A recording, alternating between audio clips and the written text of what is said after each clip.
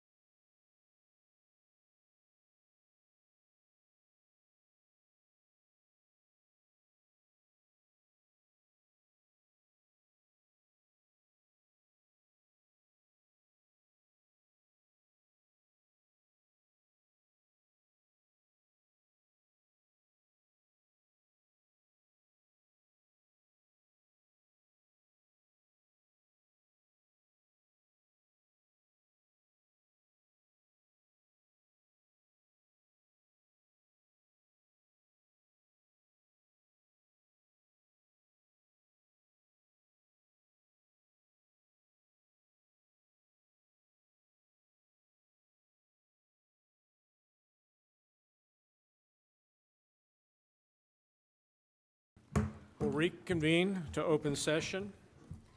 How to say this? Board gave direction to staff to accomplish a couple of things, but no action was taken in closed session. So we will go to 4B, the flag salute. So tonight, I have, is it Hannah Heel? Yes, Hannah Heald from Evergreen Elementary. Come on. So welcome.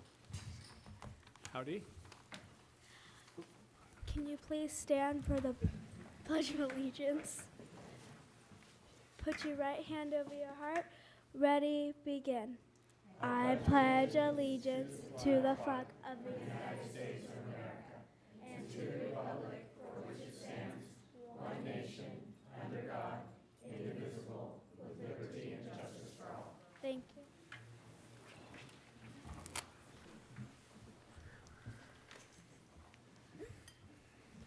Thank you.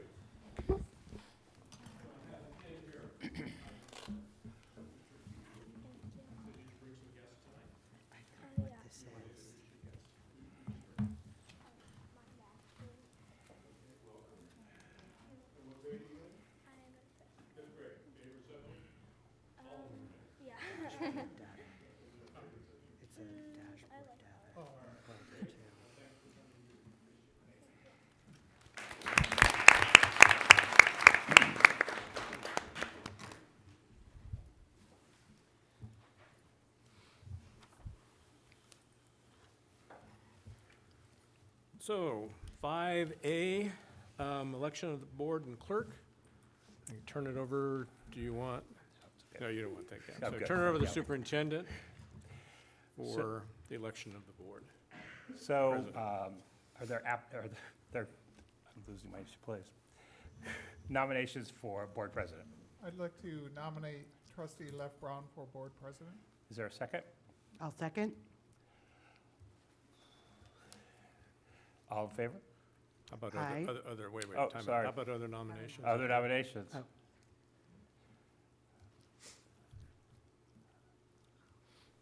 Okay. Okay. All in favor? Aye. Those opposed? Back to you, President Brown. Okay, back to me. All right, so we have to nominate a clerk for next year. So do I have any nominations for clerk? I'd like to nominate trustee Chris Gillis for clerk. Okay, do I have a second? I'll second that. Do we have any other nominations? I would like to nominate myself as clerk. Okay. I have a second. Hearing none, then we will vote on the first nomination. All in favor of Chris Gillies? Aye. Aye. Opposed? Okay, opposed. Okay, that's done. So now we have to elect a representative of the Sonoma County Committee on District Reorganization, or District Organization. So do I have any nominations for that, or does anybody want to do that? We seldom ever have any meetings. When was the last meeting we ever had on that? I think Ed Gilardi went to one time when we did that. Well, what this is, to elect a representative, this is the person who receives the ballot, and the ballot comes to them, and they fill it out and send it back in. So it's not really a position. Okay, The position, I have a position on that committee, and Right. that's until, I think, 2022. okay. So I nominate that we keep Jennifer on that position. Have a second?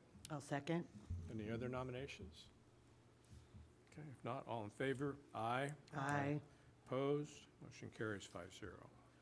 So various committees we have representatives for, and I'll go through those committees and give the people that I would like to represent those committees for the district, and then I'm also going to name an alternate.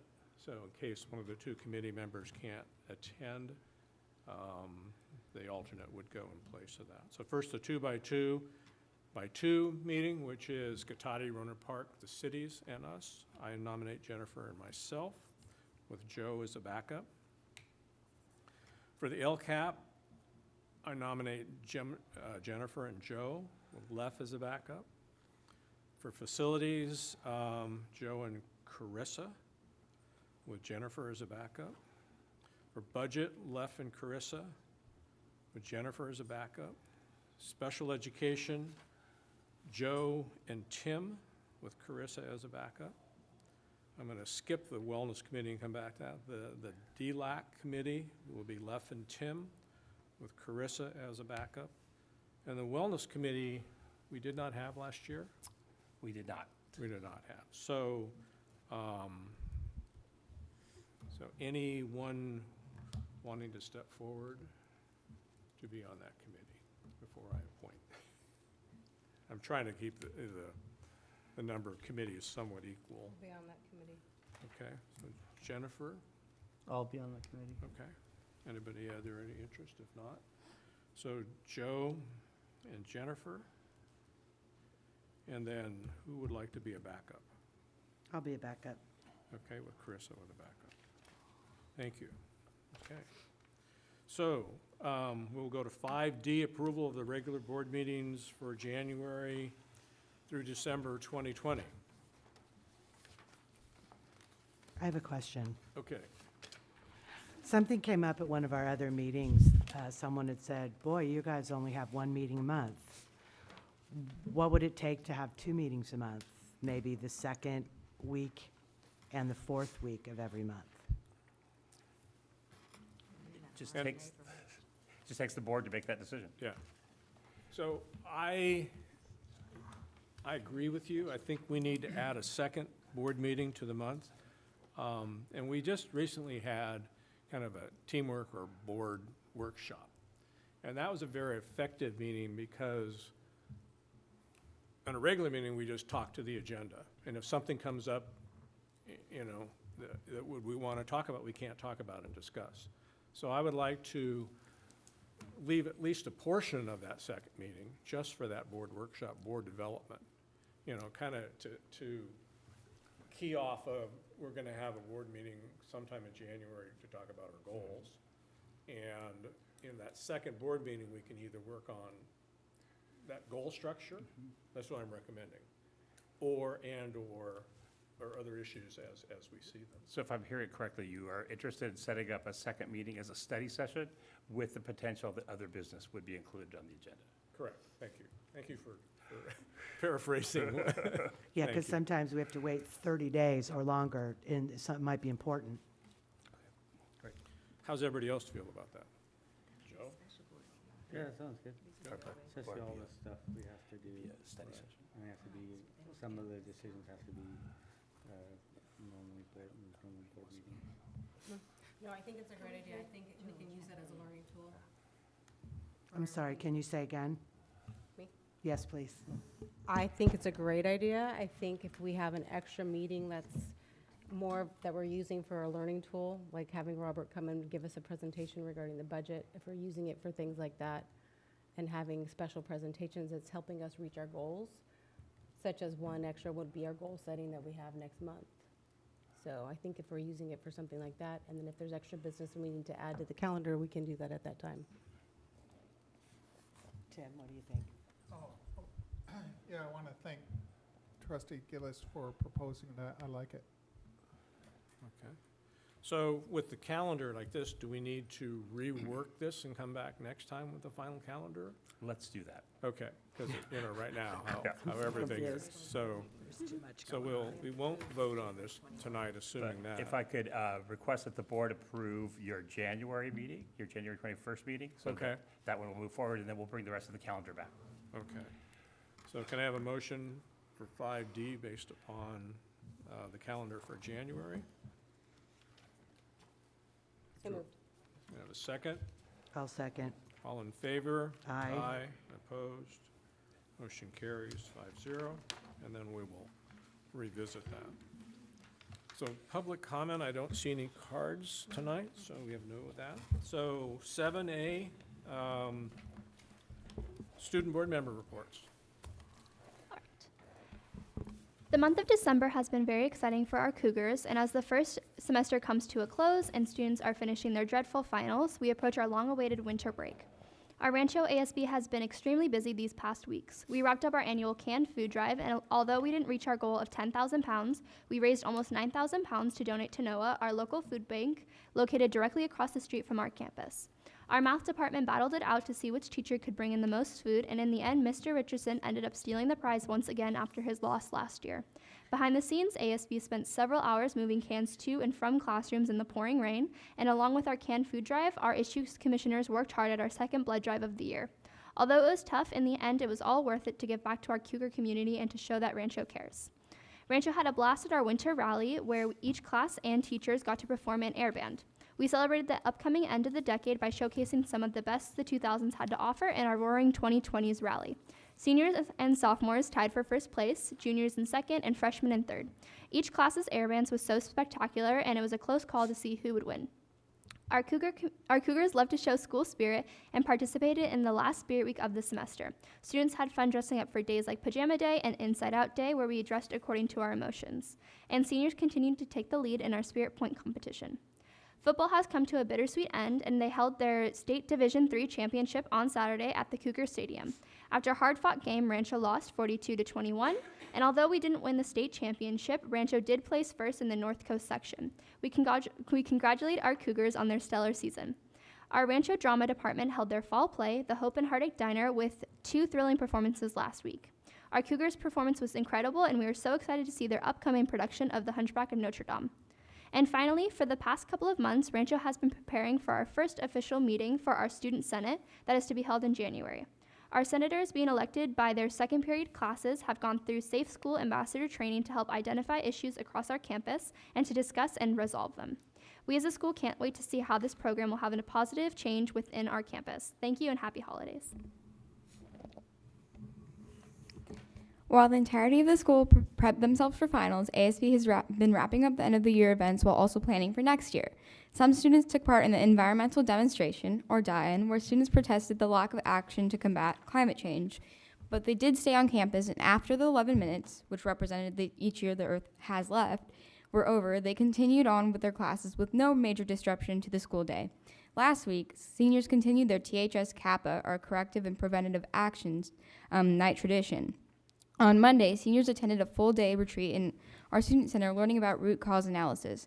On Thursday night, seniors attended an event on campus for 4 hours to apply what they learned to one specific case study. Details of the actual event are kept fairly contained to preserve the integrity of the event. However, I know that I am looking forward to the experience when I am a senior. Since December 2nd, ASB has been collecting cans to donate to the Redwood Empire Food Bank. With an overall goal of collecting 2,000 cans, our canned food drive Our canned food drive ends tomorrow, and we are so excited to see how many cans were donated, as we are extremely close to meeting our goal.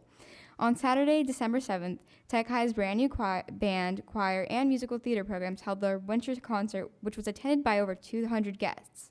The entire Tech High community, from students to parents and even to staff, was able to see our incredibly talented students doing what they love.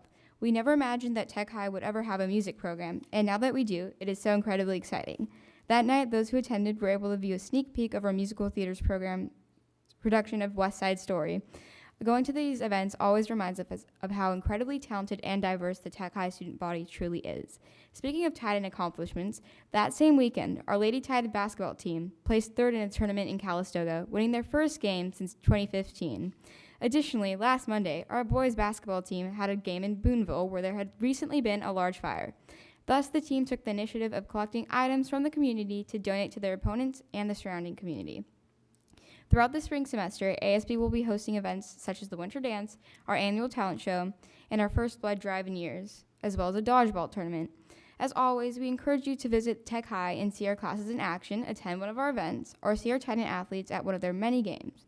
Thank you and happy holidays. Thank you. So we have 7B, Rohnert Park Cotati Educators Association report. So welcome.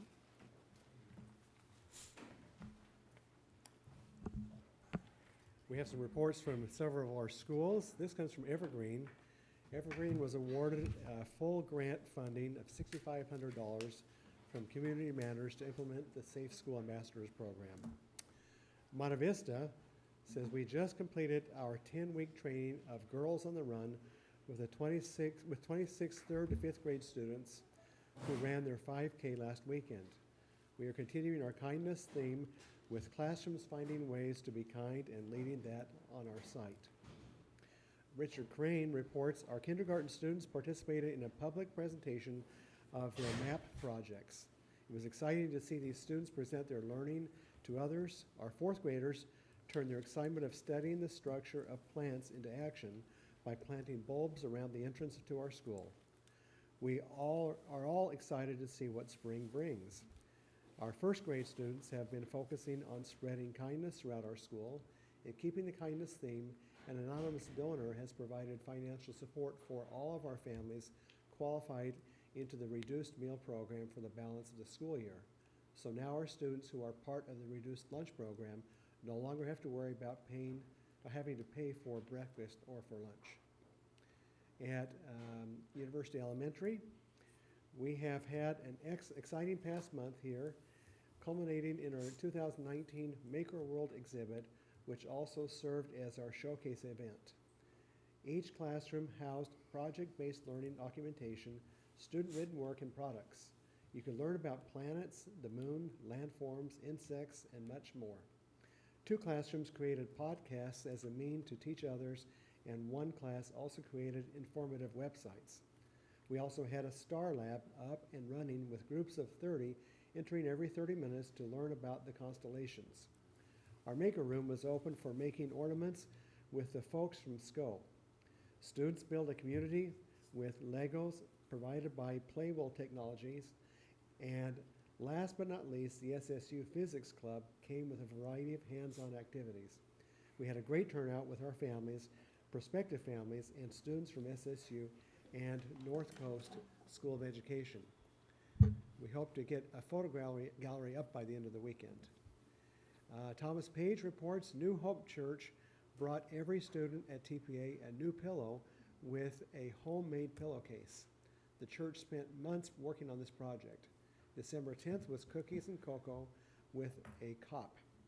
Katati Police came and brought cookies and cocoa to the school and spent time visiting with our students. And at Technology Middle, they had a spectacular winter band concert last Wednesday. The show highlighted the amazing talents of our students and learning taking place within the classroom. The gym was brimming with supportive family and friends. Thank you. Thank you.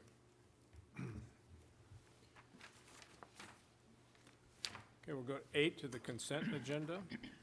I'd like to recuse myself from item 8C. Okay. We have a motion to approve. Do I skip C or do the whole? No correspondence. Pardon me? I'm sorry. No, you go ahead and adopt the whole thing. Okay, so I have a motion, can I have a motion to adopt the consent agenda? So moved. A second? I'll second. All in favor? Aye. Opposed? Motion carries.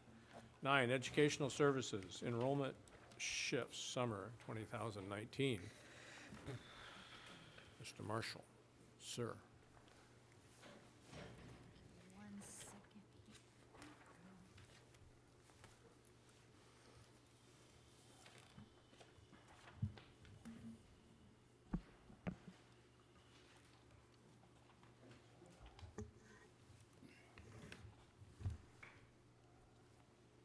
Okay, a couple months ago, the board asked for an enrollment report that kind of talked about what happened to our summer enrollment. It looked like we declined from June through September. And so this report is going to showcase what happened to our summer enrollment, our student enrollment over the summer. So to start with, what I want to point out in red is this shows the schools and then the total number of students who either electronically or physically dropped off registration paperwork with our schools. Is there a handout? There seems to be like one. I made one for Tim. Oh. Okay, thank you. Sure. So in red, you can see the total number of students that dropped off registration paperwork, but then didn't show up on the first month of school. Wow. So that's 428 total students, which is 7% transiency rate, which is fairly typical. So I know it seems like a lot, but we also got roughly that many into the district, minus a few. So that just talks about how many people moved out, but a lot of people moved in at the same time. So 428 students were here in June. No, let me get to that. Okay, so Yeah, can you You're- dive into that a little bit more? I will. Okay. I will, trust me. So I broke that down. Of the 428, 284 moved. Of those 284 that moved, 70 moved out of the state, 78 moved out of the county, and 136, so roughly half, moved somewhere else in Sonoma County. Which leaves roughly 117 students which dropped off paperwork but then chose a different school. And I created a miscellaneous category because there were just too many categories and it got very complicated. So as an example, under Rancho Cotati, you'll see a 7. Well, several of those students graduated early, so they didn't show. Several got their GED and didn't show. One got expelled and so didn't show. So that the miscellaneous category is actually like many categories. It was too complicated to get into. But chose a different school is what I wanted to focus on. So 117 students they did not move. And then here's the breakdown on the right. You can see of the 420 students who left, where we lost them by grade level. And then I'll show you I'll take that table and turn it into a bar chart for you. So if you look at the 428 students, we have peaks in K and 1. And then if you look at grades 6 and 7, that's the middle school transition years. It spikes a little bit. And then in 9th grade, it spikes a little bit. Can you go back to high school? You please? bet. So is that 45 at the ranch and 8 at Tech High? So 53. I have another slide I'll show you left. Let me jump to it real quick. It's the Okay. very next one. So here's where they all went. Yeah, I can't see that, but that's Okay. So what I did is the ones that moved, there's nothing we can do. They moved, they're gone. Right. But of the 117 who chose to go somewhere else, those are the ones I want to know where they went because they didn't come to our school. But remember, of the 117, roughly half never attended their school. They dropped off paperwork. So as an example, they dropped off paperwork, but they had never been in our school district. They had been out since kindergarten, so they're just going through the motions. Why are we counting them? What's that?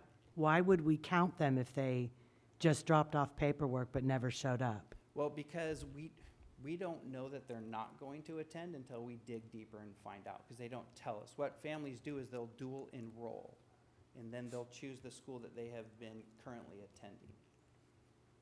I still don't understand why we would count them anywhere. Because we have a packet for registration. Just 'cause they say They've dropped off a registration packet I'm that they're showing. planning on attending school. Right. But then we don't ever hear from them again. So I guess, well, Chris, maybe there's no way of knowing that if I have an 8th grader, that the 8th grader either wants to go to Brand X High School or the ranch. Right. We have no way of knowing that they're considering another high school if they've given us paperwork, so we kind of have to Right. count them. They don't tell us that they're dropping off at 2 or 3 different schools. But at the same time, you said they weren't in the district?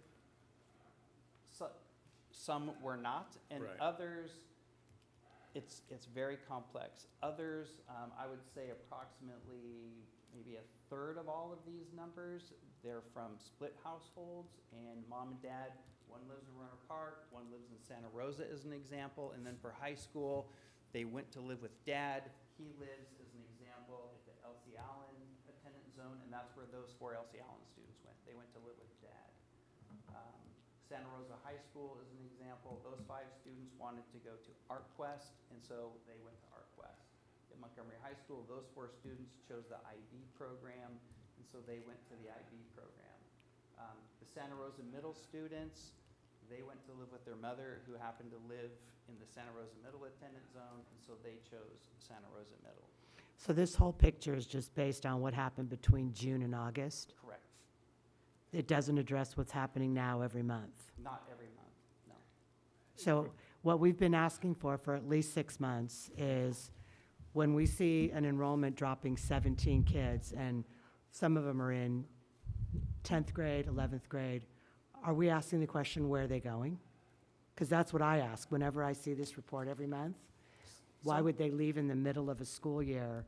If we have control over it, like if they need an IDT to go somewhere, we ask, but a lot of times they don't tell us. Well, can we pick up the phone and call?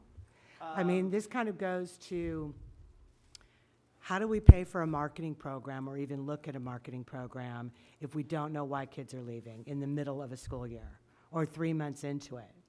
To see that 4 kids left 8th grade, 4 kids left 11th grade, 2 kids, we've got to be able to ask the question, why didn't your son or daughter come back to school? I mean, if you got 4 kids, it's 4 phone calls. I think during the school year, if we have the kids and they're leaving, the office managers will know. So there's typically, we're requested for another CUME folder, we can find out where they've gone. Well, that's what I'd like to know. Because, I mean, within the school year, it's the tough part for us is the summer piece. But Right. if it's in the school year, we typically have a really good idea. They moved, you know what, we are going to the split household, our office managers know that. yeah, so that that's what I'd like to know. When I get this, I mean, my jaw dropped. We had 20 last month, we have 17 this month, that's 37 kids. Where are they going in the middle of the school year, in the middle of their education at the high school? You know, I'd like to know if it's something in our control, if it's programs, that sort of thing, they're being bullied, whatever. Right. If it's, I moved, we don't like your school. I mean, there's so much of this that we can't control, but I don't see spending more money on marketing if we don't know why they're leaving. Doesn't make sense. Sure, so what you're asking for is every time a student leaves during the school year, that we ask the office manager to find out where they went and why. Yeah, I mean, based on Okay. what we get every month, the enrollment report, I'd like to see 17 kids left because 5 graduated, or 3 decided they didn't like it here, they went to another school, or 5 moved out of the state or out of the county. It would help us know, why are they leaving in the middle of the year? I mean, that's kind of what I'm looking at. because it was one family and they moved out of the area. Right, right. It But would to go be back, the helpful. original request was what happened to the 59 kids Right. over the summer. There And was that, what we too. found out was it's more than 59 kids, and that it actually is balanced out by new enrollment coming into the district. So there's a level of transiency, but there's also new families moving into the district. And I think what we have learned in trying to collect this data is we don't have a process in place to get that information and have it be consistent, because different office managers were doing it differently. Right. So Matt's been working with them to identify how do we get the information on a regular basis so it's consistent. And I think we'll be able to do a much better job of that than we've been doing in the past. So the net 59 was the net 59. It wasn't, it was a much larger number than that. Well, it's showing so many decided not to, and then we had some that came in. Right, right. So the net loss between May and September was 42 students, and then between May and November, we're down 64 students in total. Ouch. But that's with, I mean, we had about 800 students come in over the summer, if you include kindergarten. So we had a huge influx of students as well. And tracking all that is an enormous task. Is this consistent of the past, or are we becoming a more transit society where people are coming and going? Do we have a feeling of that at all? Or did we just, You want to talk about what Matt found? We were going through our CalPADS data today, and one of the trends that we're seeing is that socioeconomically disadvantaged folks are moving out of the district more rapidly, and we're having an increase in special education students entering the district. So that was just kind of a comparison today, looking at the numbers, and I do think it's because of the current state of California and you're saying moving affordability. out of the district, is that out of the area where it's less expensive to live? Okay. So this was just a quick look at the numbers today, Right. so. Yeah. And 50% of the 400 and, let me go back. Here we go. Of the 284, 50% moved out of the county. And a quarter of them moved out of the state. I think that's going to That's keep all. happening, sadly. Can we go back and look at 2006, 7, and 8, when you guys have time, pull those numbers? Because that was the height of the market. And we were seeing the exact same thing happen then that's happening now. I mean, that's normal to see what happens when the market hits the high, people can't afford it and they Right. leave. And then new people move in or they come back. So I would really like to see how those numbers. Do we have access to those? I think that's a definite maybe. Yeah, yeah, Uh, yeah. Can we get this emailed to us, please, so I Absolutely. can? Yeah. I mean, I have it? think that part of the challenge is because we changed student information systems, Yeah, I think that might be Yeah. That's the challenge. When we dive That's into the data, it hesitation. goes a year back. And just want to remind folks too, we do have the El Camino students who graduated. That's another big hit for the high school right now. So that's a chunk of the kids, at least 13, that graduated this December. So yeah, so that's one of the other things we'll see. You know, are other school districts having similar situations? If Yep. you went to Santa Rosa, are they, I mean, are people dual enrolling or living with mom or dad or grandma or grandpa or whatever? Absolutely. They discuss this in detail at CSBA. Right. Yes, it's happening statewide. Okay. I think they And not only projected that like 75 to 80% of districts are declining. Yeah, and not only that is, again, going back to the split families. Mhm. Family is so different from when we all grew up. And when you have two sets of parents, one's in Santa Rosa, one's in Petaluma, and something happens at one parent's house, they want to go to the other. So I'm sure that that is a lot of what we see as well. It's just going to be the new normal. Yeah. It it's is. And just- that means It we is. have we to just have to do it budget, differently. we have to budget completely differently than we have been. Well, it's, you know, It's when just- when you do your we need to master, think outside the box. when you do your master schedule, like, you know, Dr. Wattenpaw was saying, you almost have to wait till first day of school and Until you staff see the whites of the- conservatively, Mm-hmm. you know, and don't, because, I mean, it's one thing to plan on that many that you got paperwork for. And it's another thing if you don't have a teacher there, you know, until you can get a teacher. I Right. mean, there's no good solution to it, unfortunately. Well, it's easier to add because you can't take away once you staff. Well, it's not as real easy to add, It's but not. you It's can not. add. I mean, Add into if, you know, if you want to hire somebody, most Trying to find a qualified, .2 English teachers. you know, really. yeah, English teacher or math teacher that are, you know, certain teachers that are higher demand, I think, and most, the best, well, I'm gonna say the best employee, best teachers are, unless they've just graduated and they're just, you know, falling, you know, available, so it's gonna be tough. Right, right. That's why we try to grab them in March and April. Well, it's about every 25 kids you lose a teacher. Yep, exactly. And then if we keep up at this rate, and it's going to affect admin staff, because if there's less kids, there's less, I mean, it's a It's all cumulative the support effect. staff, absolutely. Yeah. Yep. Okay. Thank you. That's all I have, and Thank we you. will. Thank you. Absolutely. Any other questions from the board? Don't move your foot or you're going to hit them in the head. Okay. So the next enlightening subject. For some more good, exciting news. The more Here we exciting go. news, we'll go to 9B, the California Schools Dashboard Review. Give me 1 second. And you gave us a folder. I did. So what you guys have before you, and this is accessible to anybody. This is all information that's online. And let me try and make this a little bit bigger so we can see here what our current dashboard is. In this little corner right here, there's a generate PDF report, so I just printed that out for everyone to have access to. Thank you for letting me talk a little bit about our dashboard. Wanted to kind of do a quick comparison between the 2018 and 2019 dashboard. And what we're looking at right now is district-wide data. This is not by individual school site. So our district-wide data right now definitely can be improved. Want to talk a little bit about some areas. We decreased, unfortunately, in chronic absenteeism. We were yellow in 2018, and unfortunately, we're orange in 2019. And it was a decrease of 0.6%. Which, I'm sorry, it was an increase. Sorry, these ones go backwards. The chronic absenteeism, you want that to decrease, but this one increased. For our suspension rate, this is good news. We went from orange to yellow, so great job for all the PBIS. We're very excited with all the PBIS work and the Character Strong. This is exciting for us, and we went down 1.1%, so moved to yellow. They have not yet calculated the English learner progress colors yet, so that's still coming.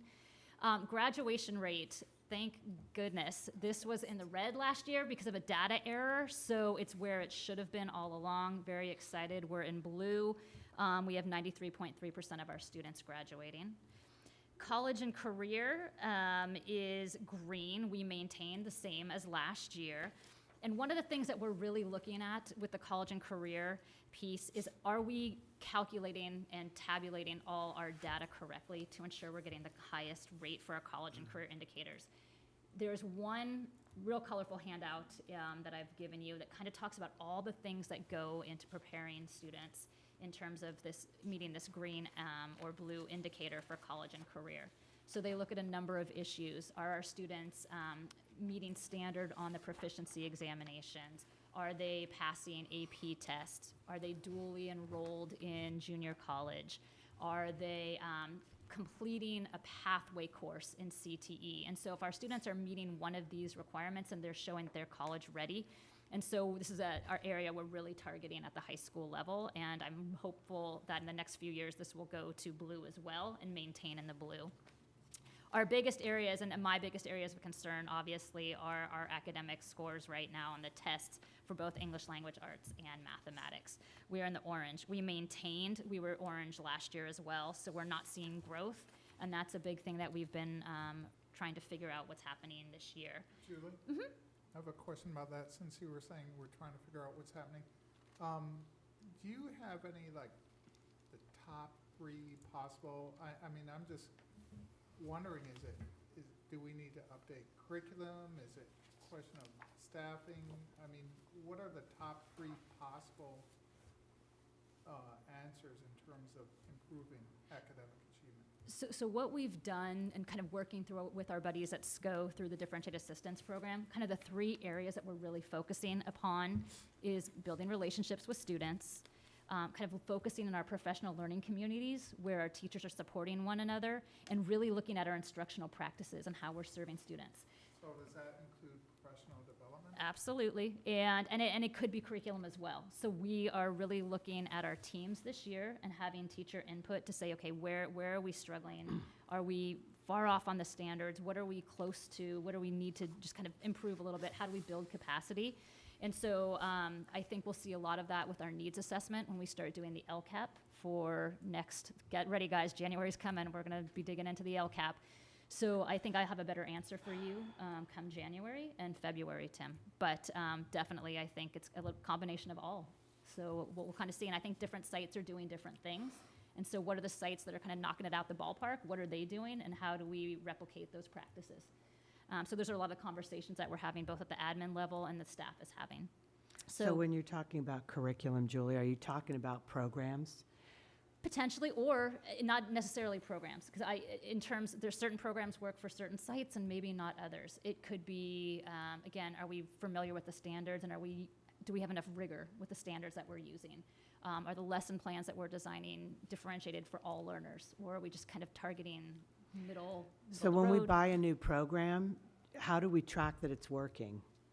What are the matrix and benchmarks we look at, or do we keep just paying for a program that doesn't work? Great question. I am not a huge program fan, so we don't have a number of programs. We have a number of technology tools, I would say. So we use something called No Red Ink at the high school, which really is supposed to help with grammar, at the high school and middle school, and it's grammar instruction, helping support that.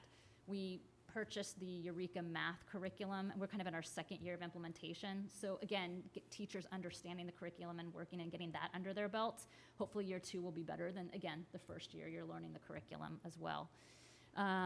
In terms of programs, we don't have a lot of programs that are issued, but we use support services like Lexia or things along those lines. So we haven't implemented a whole lot of programs. I'm a firm believer if the teachers are comfortable with the standards and they know how to differentiate the material, they might need supplemental material. We'll find that out. So our biggest, the almost 55 points below standard in math. Is a problem. Do we have any idea what's going on with math? And is Yes. this everywhere? Is this K through 12? Statewide.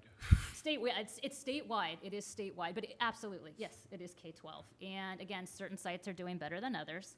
And so again, trying to figure out what are they doing? So what strategies are they using that we aren't at other sites? What's happening? The other great piece about this dashboard, I'm gonna kind of just go through it a little bit. You can really drill down, or you can see some more information. There's these sites down here, they call these the baseball cards, where you kind of see whatever the indicator is, and you can get more details and break it into subgroup data. And just kind of a quick, like, kind of overview, we definitely need to do some more work with our subgroup populations in various areas. Again, we need to help support our students with special needs, foster youth, homeless, and again, our EL students. So those are kind of the big four groups that are struggling as well. And let's see, so if we dive into these, you can find more information. You can find student subgroups and how these subgroups are doing. This I just picked, was English, language arts. And so we know a big challenge right now is the foster youth and students with disabilities scored in the red category. Our orange is our African American, English learners, Hispanic, and socioeconomically disadvantaged group. Our white students are performing in the yellow, 2 or more races are in green, and Asian students are in blue. And then if you see a color that has no performance, doesn't have a color, it means we don't have a large enough population to kind of get a color. So they typically look at 30 or more is kind of the magic number. So if you're seeing things along those lines, that's why. When we drill into this, and I love that we are going to 2 board meetings, and I'm hoping I can steal one to do a big data dive with our scores and the dashboard. One of the things that we can really take a look at is are we seeing trends over the time? Didn't want to go through all the exact sites, but the site information is in here as well, and just kind of show folks how to use this material.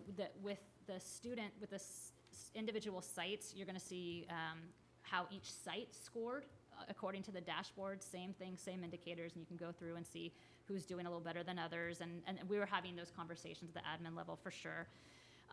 One of the things that I do want to call out is that John Reed does not have any colors in math or English language arts, and that couldn't understand that. Called the state, and they said the explanation was that they are a pair share school, which means because we combine the 2 schools, it's because we combine the 2 schools, there's not change. So last year was the first year that John Reed had the 3-5. So that's kind of a standalone year. So next year when the kids test, we will have a color for them. So that's one of the anomalies that you guys are gonna see on that. I just wanted to call that out. But with the dashboard, we can go into individual school details. Oh, I'm sorry, not this part. Excuse me, guys. Back to overview. So we can see that the distance from standards for math is increasing, which is not good. Right, From correct, 17, it increased in 18, and now it increased in 19. correct. So we have 3 years of data that's, That's not great, and it's been stagnant. It is very little movement. We have been at 30 and 31. That's kind of where we've hovered in the last 3 years. One of the things I want to mention is that, remember, this is a snapshot in time. This is students taking a test on a period of time on a number of days. So what we have to do is a better job of sharing multiple measures with the board and showing other ways that we're knowing how the kids actually do know. Because this is a snapshot in time. It's on a computer, depending on the proficiency of the kid using it. And so this is a good indicator, because for us, we can start to ask questions and dig in, because it's like, that's weird. Like, why are we declining every year in math? We don't really know, but it creates a lot of questions about it. I think what we can see is that if we compare this to the county and compare it to the state, we're kind of similar. Nobody's doing great on this assessment for the most part. So I think that's an important piece that we'll share with you when we do the study session, is just comparison. So to give you a snapshot that all the districts in the rest of Sonoma County are not all green and blue. So I think that's an important piece. I think part of this goes back to the whole professional learning communities piece, in that some teachers are getting really good results with kids. Some teachers are doing reteaching when kids don't understand a concept. Some teachers need to be trained in how to do that better. And so I think that sometimes there's so much pressure on a teacher that they have to get through so much material in a rapid part of time that we need to give them permission to go maybe a little bit slower so that all kids are able to master. And that's a professional development piece. But I think this is a good overall indicator how we compare with the rest of the state, but it's not the only thing. So Superintendent Watson, Paul, I want to clarify what you said because I haven't heard this before. Are you saying that this is a tool that can be viewed as a tool to help us improve and not just as a scorecard? Is that what you're saying? I think, well, for me, I would use it as a tool because it's a snapshot in time, but it's a snapshot that the whole state is using. So again, remember that we've been giving the SBAC for 5 years, 6 years, and the results kind of changed every year. The format changed every year in terms of what we were supposed to get. So the last 2 years have been consistent. It's the first time they've been consistent over a period of time. And so we're going to be looking at trend, but part of it now is to drill down, as Julie was saying, is so look at the math. So what are the math concepts that kids are mastering? What are the math concepts that they're still struggling with? You know, likely it's fractions because fractions always tanks a lot of kids. So that's where we have to drill down and find out what, to that level, because we can get into the school, into the classroom, to the student to determine what that need is. The challenge is, I'm just going to say that, so having one person in ed services is a challenge because other districts have at least a data person that crunches the data. And it is the way it is, but it is a hindrance. I have a question. You've got 9 total student groups here on the one slide.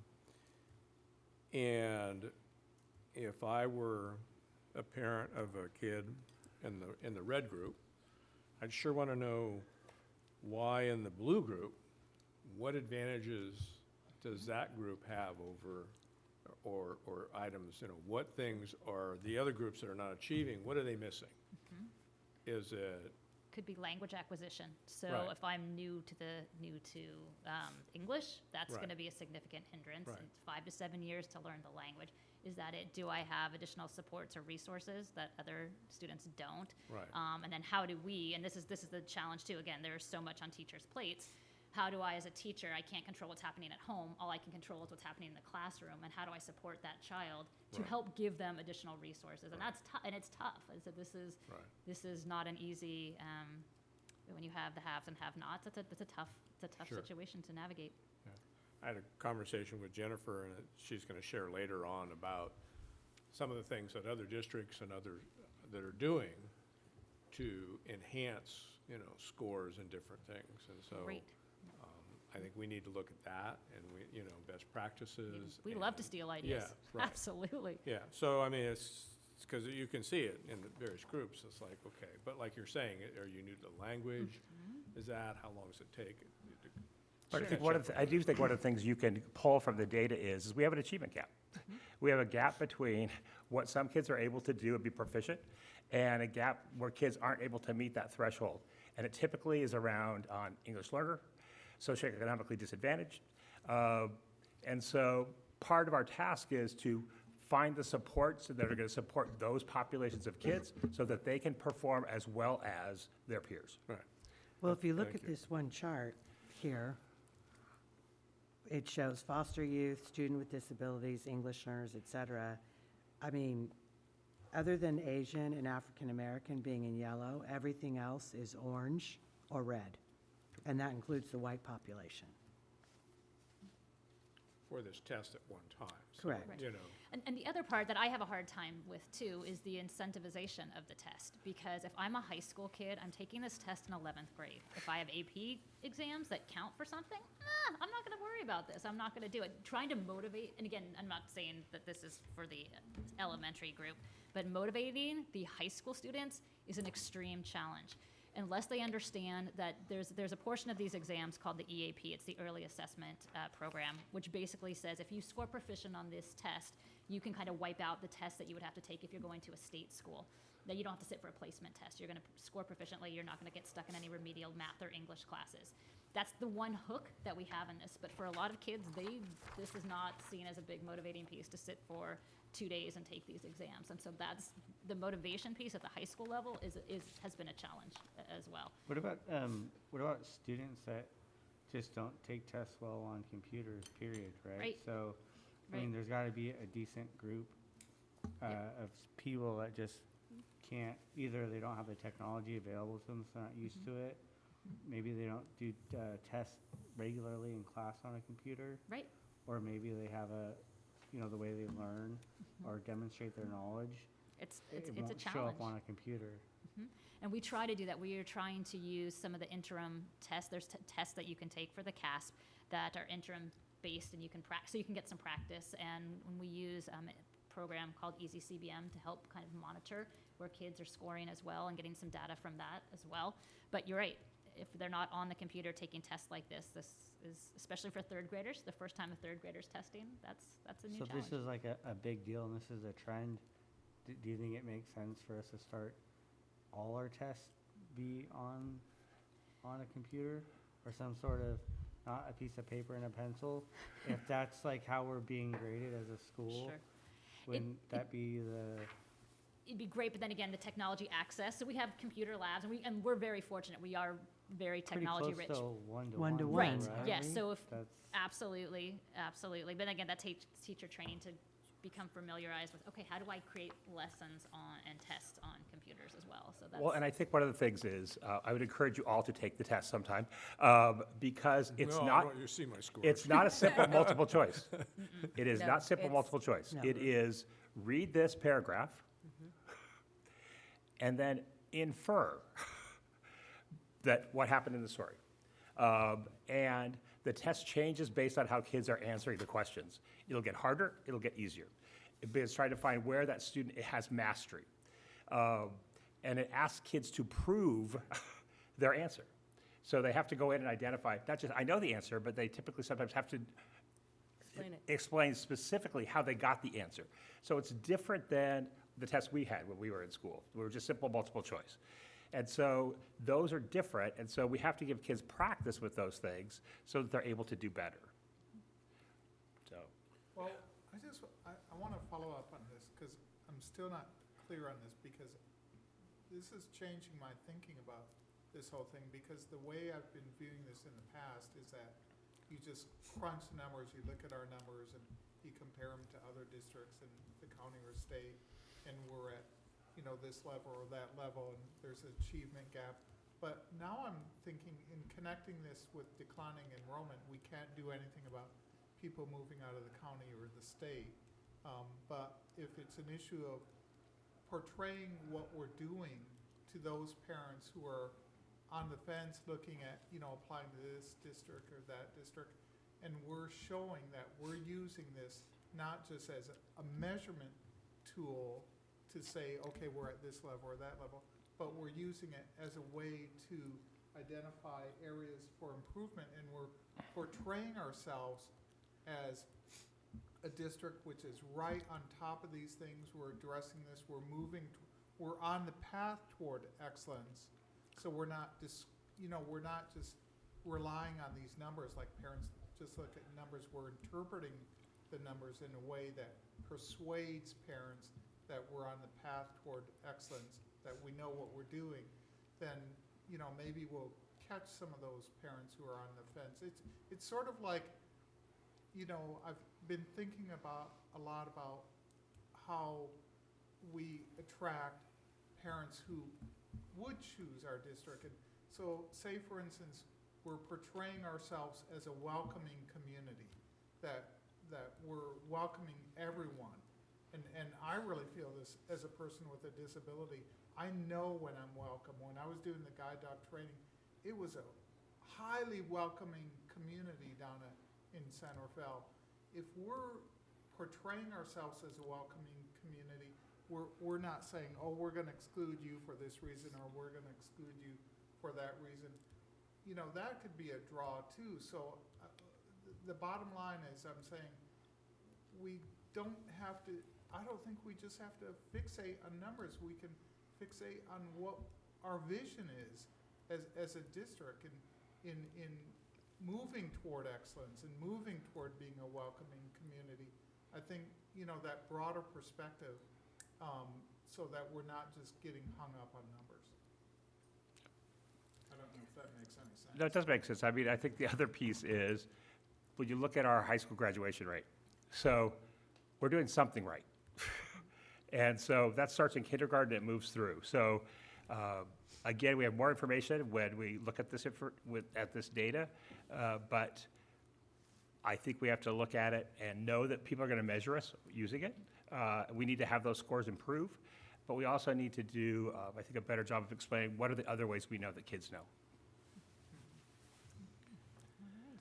Question, any pushback to the state on the issue of high school kids? Because they only take this in 11th. I mean, if there's, I have to admit, when I took some tests in high school, that I might not have paid attention 100%, you know, and just filled in all the bubbles along the way because it didn't mean anything.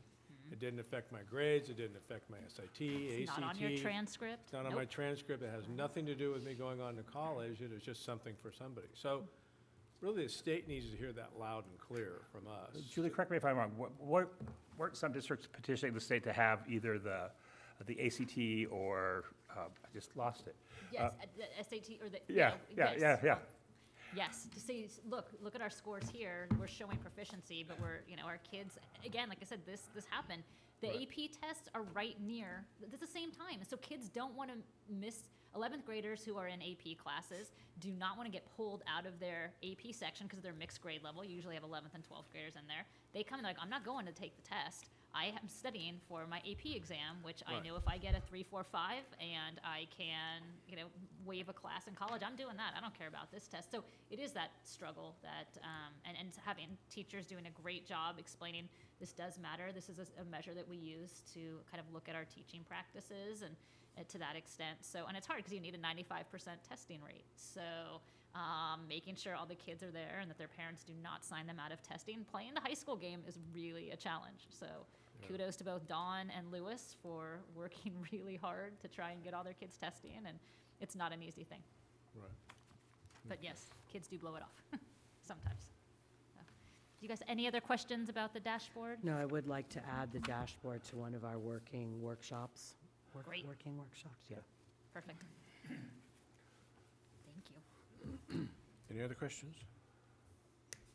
Okay, we are not accepting that, it was just an update. So then we'll go to 10A, Resolution 1920-9, supporting the designation, or the designating of district representatives and authorization to file applications for the school facilities program. Okay, well, it's just that, it is just that. So Just that. we're required to do a board resolution in order to allow Mike and myself to be authorized signers for anything related to the school facility program. As you know, we're continuing to look into our eligibility for that and funding opportunities. And it is through OPSC, and they're a state entity, but they're not CDE. So we have to have our own Office of Public School Construction. Okay. So basically, we have a resolution before you, so that would set us up for Mike and I. Okay, any questions? If not, may I have a motion to approve this resolution? I'll make a motion to approve Resolution 1920-9. Have a second? I'll second. Any other questions? If not, roll call. Trustee Brown? Yes? Trustee Chimino? Yes. Trustee Gillies? Yes. Trustee Nod? Yes. Trustee Wilkins? Yes.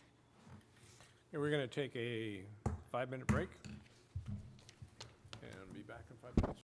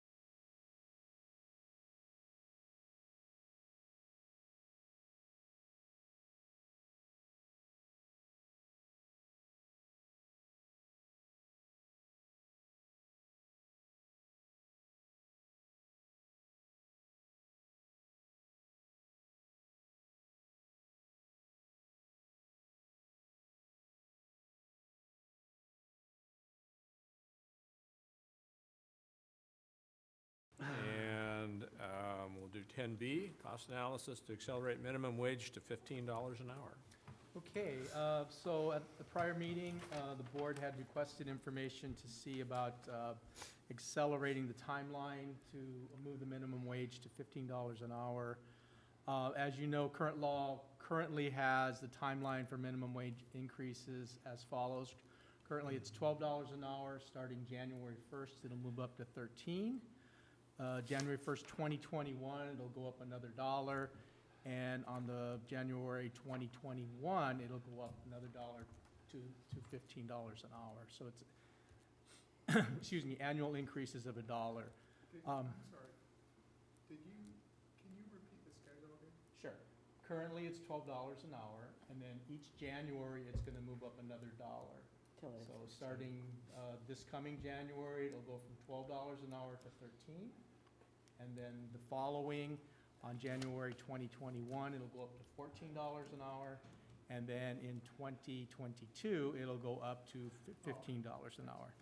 Sorry, there's a typo on there. So these are costs that have already been approved. This is what is in state law. So what I've done on here is I've given you, it's important to realize that we already have costs associated with this increase from going from $12 to $13 an hour. So I've given you the current estimates based on the current law's timeline, as we just talked about. So for 1920, we're looking to increase expenditures about $46,000.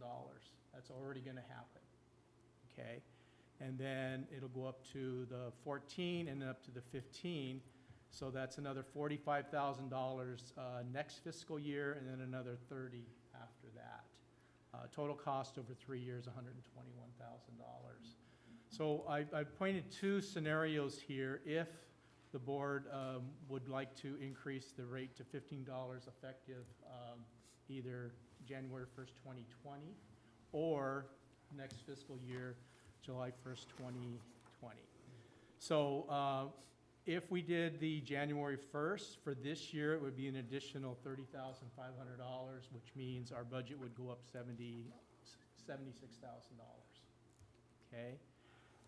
And then next year would be $74,000 and $48,000. So there's an increase each year to increase that escalated, accelerated rate. If we decided to do it on July 1st, obviously the first year drops off, but those other costs remain the same, meaning current year costs would be $46,000. Costs for next year, 2021, would be $74,000, and 21-22 would be another $48,000. So I'm providing. So in your scenario, you don't have the cost if we raise it to $15 an hour on January 1st of next year, you don't have a total cost for that? Well, already by law, it's gonna go up. Oh, not to 15, no, I didn't paint that scenario, I'm sorry. But you do have that proposal. You have it on Yeah, here. right here. You have Yeah, January what? 1st of 2020. I mean, of 2020. And what's that? He just said it was, Oh, total of 74,000. Yeah, you're right. So going up, if the rates for next year would be up $74,000, the wage increase. it's going to go up every year anyway. We're just asking a little bit sooner, perhaps. Correct, but it does have a rolling effect also. So the quicker we get to that level, those costs are gonna roll forward. So it's gonna be at a higher level as it moves forward, which even in the 4th year, 5th year, it's gonna continue to cost a little bit more.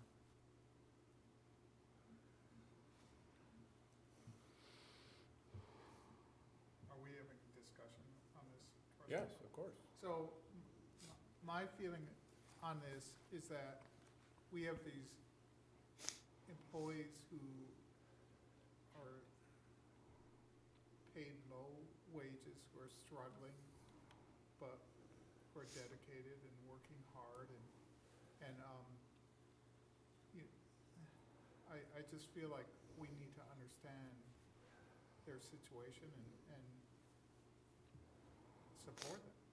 These are the, very difficult circumstances. It's really hard to survive in this county, and even on $15 an hour,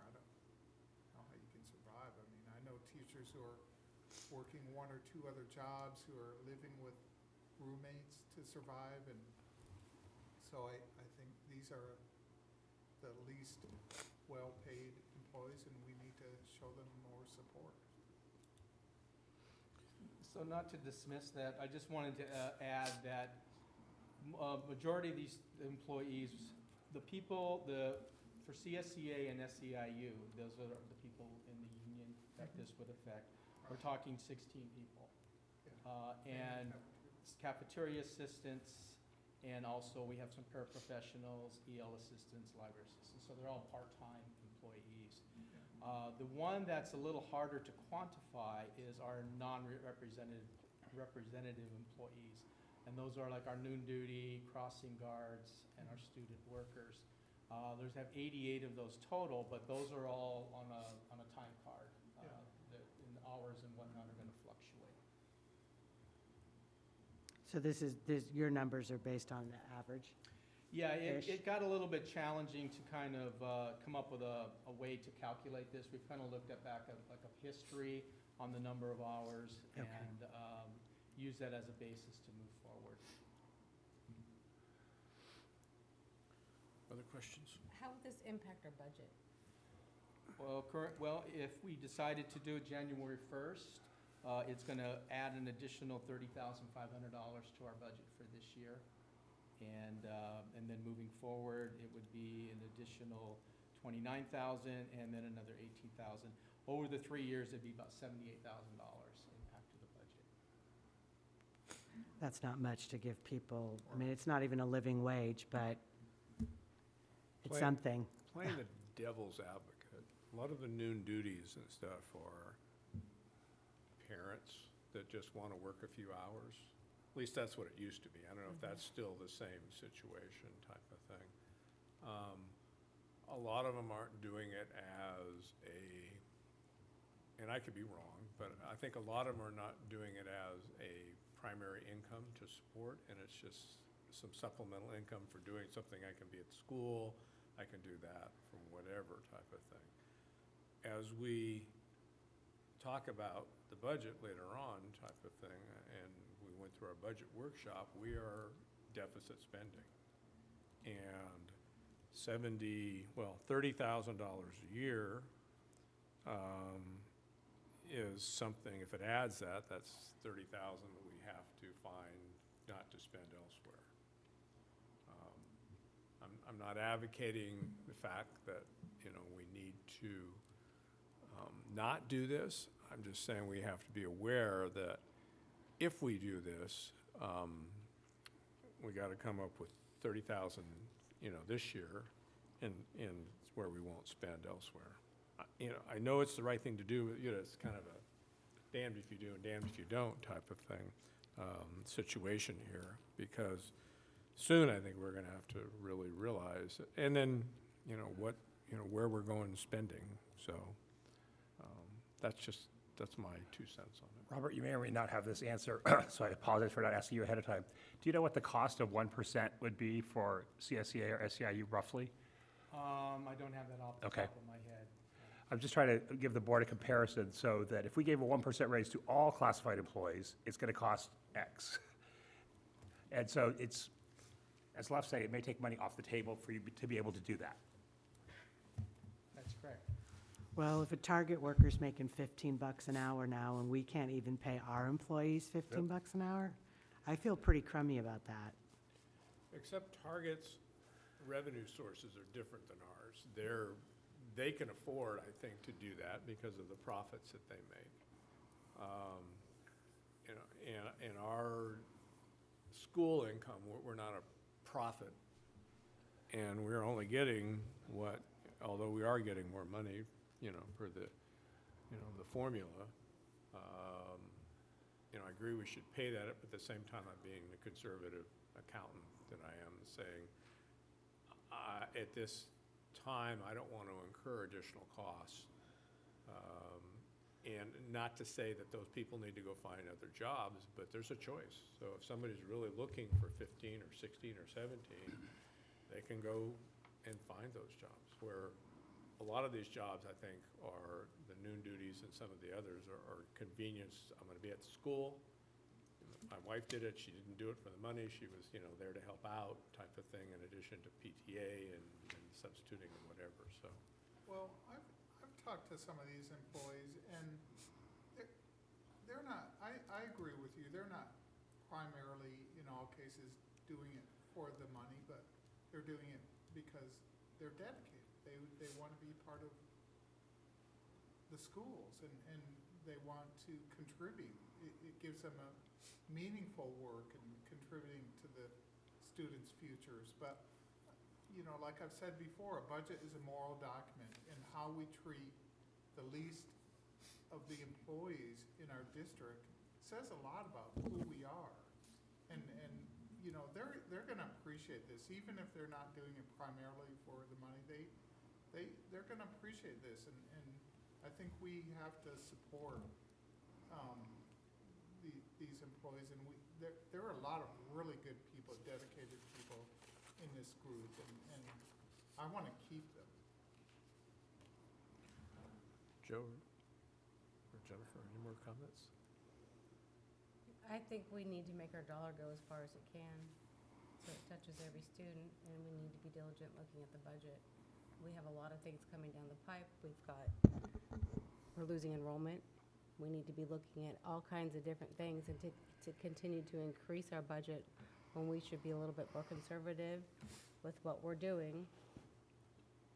I think we need to be a little more conservative.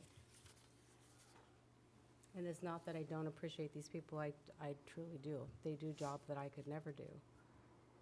But It's going to increase anyway over the it next is, 3 exactly, years. it is, exactly. We're just asking, For it ahead a of little bit time. sooner. Yep, But and I totally get that. The kind I of, just, sorry, yeah. that's okay. Again, we've got so many different balls in the air right now. I want to get some things settled and taken care of before we move forward on something ahead of time. The way I look at it is the last couple years we've been looking at the declining enrollment, and it's 50, about 50 students. And that's, I know it's not exactly a teacher, but to me, this is like a position. Every year, this is a position that when we're spending more than we're getting, and now it's kind of like, okay, well, we could have kept someone on.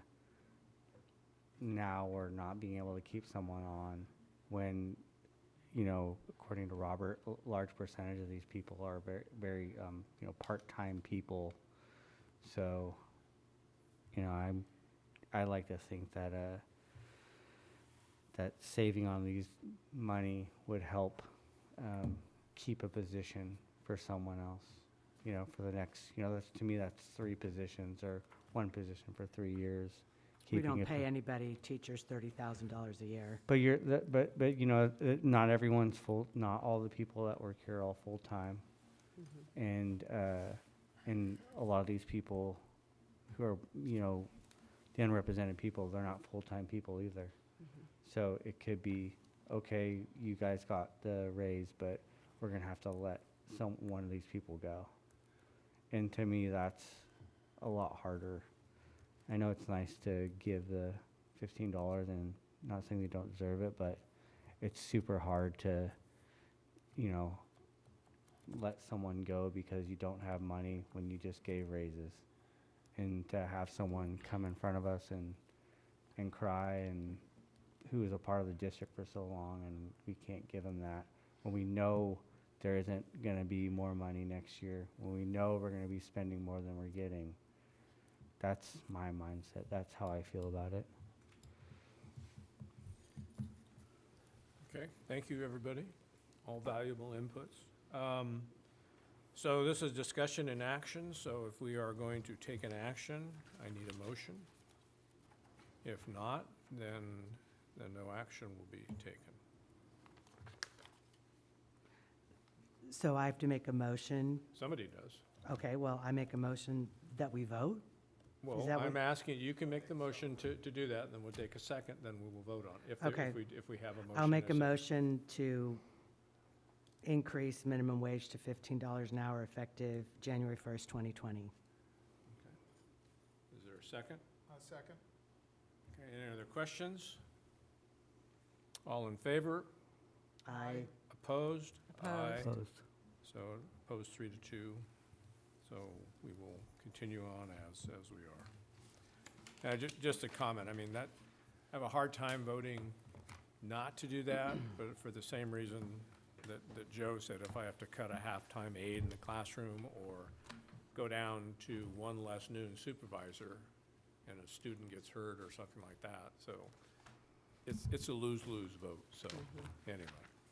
Okay, so we'll go on to 11A, Parcel Tax Oversight Committee Annual Report. Hey, Mr. Cutler, See all you guys. how you doing? How you guys doing? Hi, I'm Joshua Cutler. Really, Josh? Yeah, that's me. I Okay, nice to work meet at you. Evergreen. I have 2 kids in the district. My wife's at Hond, and I've been on this parcel tax committee since the first day when it was Measure D. Right. So I came here to tell you, in keeping with the bylaws, the Parcel Tax Citizens Oversight Committee met 2 times during the calendar year of 2019.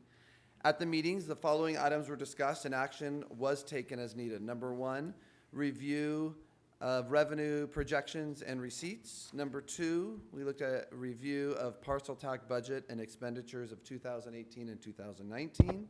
And number 3, review of parcel tax expenditures plan 2019-2020. And 4, approval of meeting minutes. The committee can report that all the parcel tax funds have been expended in accordance with resolutions 1112-12 and 1516-1.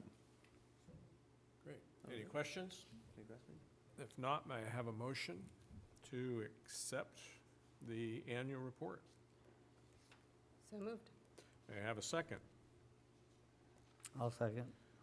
And just before we vote, I want to thank you, Josh, for all the work that you are doing on that and being a teacher in our district, and I totally appreciate everything that you do. Thank you. I appreciate it. Thank you All right. guys. I appreciate it. We got a vote? And he knows, wait, and you know I'm a Dodger fan, so I really appreciate that. Okay. But he's got a green shirt on. Yeah, well, we had our kindergarten, we had our gingerbread man play today. Okay. Okay. Well, Baumgartner didn't go to the Dodgers. No, I saw Happy, that. yeah. Okay. All in favor? Aye. Aye. Opposed? Motion carries. A little jabbing back and forth. Yeah, I like that. That was a Yeah, good one. thank you. All right, thanks, you guys. Bye. All right, good Thanks, night. Josh. Okay, 11B, approval of the first interim report as of October 31st, 2019. Okay, I have a quick presentation for you. Some of this information we covered in the board workshop as a draft, but some of the numbers have changed. This is the actual interim report that we will be presenting to the board for approval. Ed Code requires us to do this, that the board, we submit to the board 2 interim fiscal reports, the first and second interim. And the board, after reviewing it, requires the board to certify the district's ability to meet its financial obligations for the current year and 2 subsequent years. So the multi-year projections are what we're going to be using for that. And as part of the process that we have with this is we've gone through and we've updated the budget. A lot of work is done at this time. We look at all of the updates and changes in revenues and expenditures since budget adoption. What the board has been seeing in the monthly updates and the summary are just some minor changes, and this is a whole lot. They have a lot of heavy lifting to get this all updated.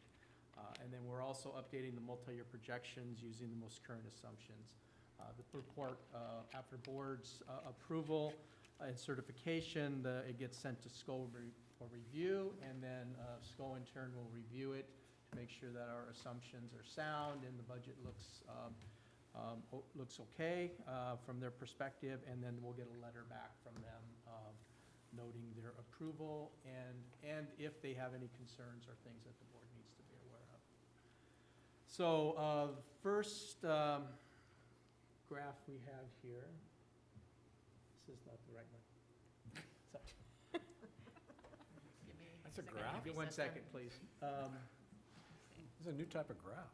This is the board workshop one we did. It looks the same. I'm sorry, I folks. threw you for a Threw me curve. for a loop. I apologize. There we go. threw Robert for a loop. There you go, all right.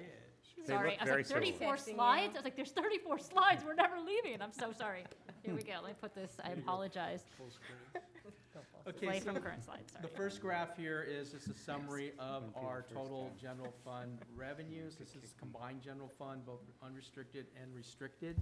And we can see there the largest source is our LCFF, local control funding formula, at 77.2%, $53 million on that. So that's just kind of the breakdown on where our revenues and how they affect our budget. The next slide is the expenditure side. So we have the money coming in, this is the money going out. And we can see that the bulk of what we're spending it is on salaries, both certificated, classified, and employee benefits. And that's about 79% of the total budget. Now here's a slide the board hasn't seen, and it's a different way of slicing the data to tell a story.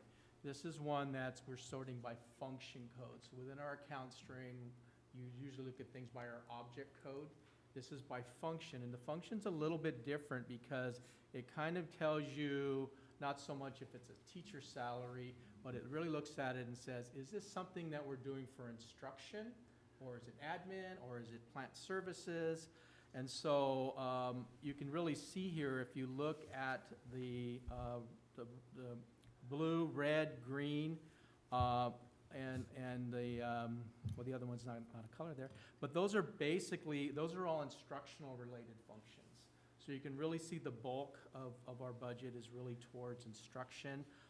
Very little of it is towards administration, only at 5.6% of the budget. Plant services is more of our, obviously, upkeep, maintenance budgets and those types of things. So just another way to look at the data. We have the dollar one here is also another way to look at it. This is sorted by objects. And we can see here that the bulk of that dollar that we get goes towards salaries, employees, salaries and related benefit costs. So the reason what the board's here to do now is to take a look at the certification to see if we're meeting our fiscal solvency. And in order to do that, we're going to look at the multi-year projections. We're required to do this per AB 1200, and that's part of the process that we need to be able to show that we're fiscally solvent in the current year and the 2 subsequent years. And in order to do that, we're looking at the unrestricted side of the general fund, and then we're able to add in our Fund 17 and combine those to make sure that we're at a minimum of 3%. This is a snapshot of the multi-year projections. Now, this is not something that's actually in the packet.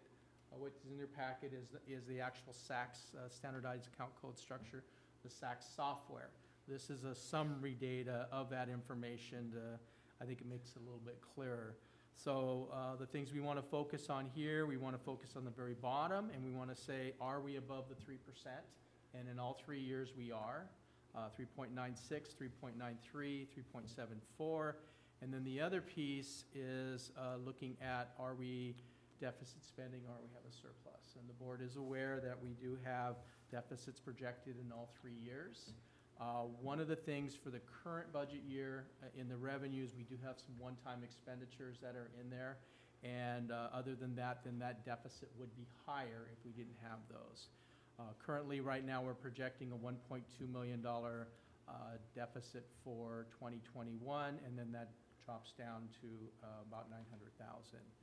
So the projections do show that we're able to meet the minimum 3% reserve.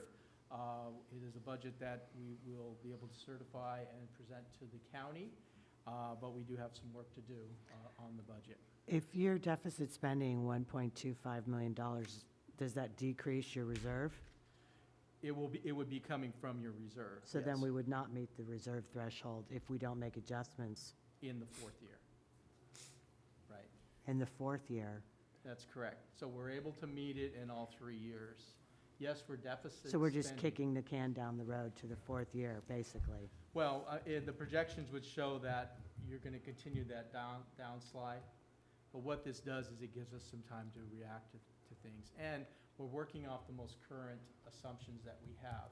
I'll show you a slide here a little bit on some of the things that could change more positively with the governor's January proposal, but we can't assume any of those things right now. Okay. And I'm going to ask the elephant in the room question. These numbers do not, let me know if that's right. These numbers do not include any negotiations with any of our bargaining units and salary increases. That is correct. So, Well, I was just gonna say too, it's like $500,000, $500,000 to $600,000 puts us to like 3% or below 3%, right? So it's not that much money. Like we could have one event that would take Sure. that Right. money. Yeah. Oh, yeah. yeah, so 50 students lost times $9,000 a student is right there. Yeah.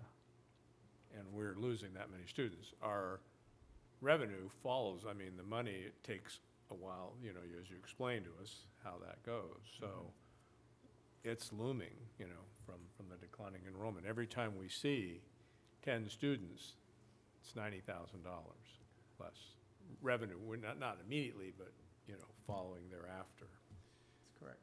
And/or if our attendance wavers at all, and I know we've got chronic absenteeism went down, but that's just a small population. But if you take the total population and that varies, just a couple things like that can eat that 500,000 up.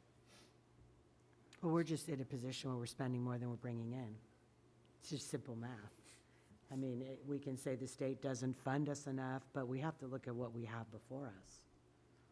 And if things don't go district's way in January, it's going to be not a pretty situation. And we can only go with what we know right now, and that doesn't look good. So you think that the district will accept this, the county will accept this even with that deficit there? Yeah, I think our assumptions are pretty sound, and they're basically there to say that, well, they're gonna recognize that we're able to have a positive certification, which is really important right now that we have that, since we've had 2 qualified budgets in a row. But we also know that we're aware of it, and we're gonna be able to say, yeah, we're getting our budget committee back together, and we're gonna be addressing it. We're not waiting for them to come to tell us we have a problem. We know we do. And this isn't just a Cantati Roner Park Unified School District. This is like a bigger than a county-wide thing. So that's when we had our workshop, that's basically what you're saying, right, Robert? That this is a common trend. And when they send out the letters, it's more of a boilerplate that they send to everyone because everyone's in a very similar situation. The districts are gonna vary, but we're all under the same types of pressure, meaning declining enrollment, special ed costs, inadequate funding. We're all dealing with the same thing. Some of the things that are different, though, with the district is they may have larger reserves that they're able to use accordingly. We don't have a very large reserve, so that creates a little bit more of an urgency for us.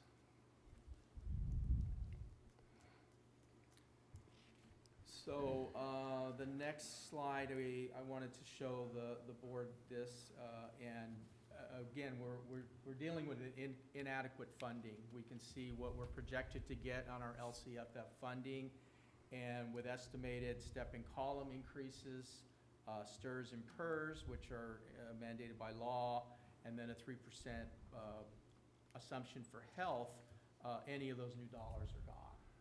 So that puts a lot of pressure on our budget with the limited resources that we're getting.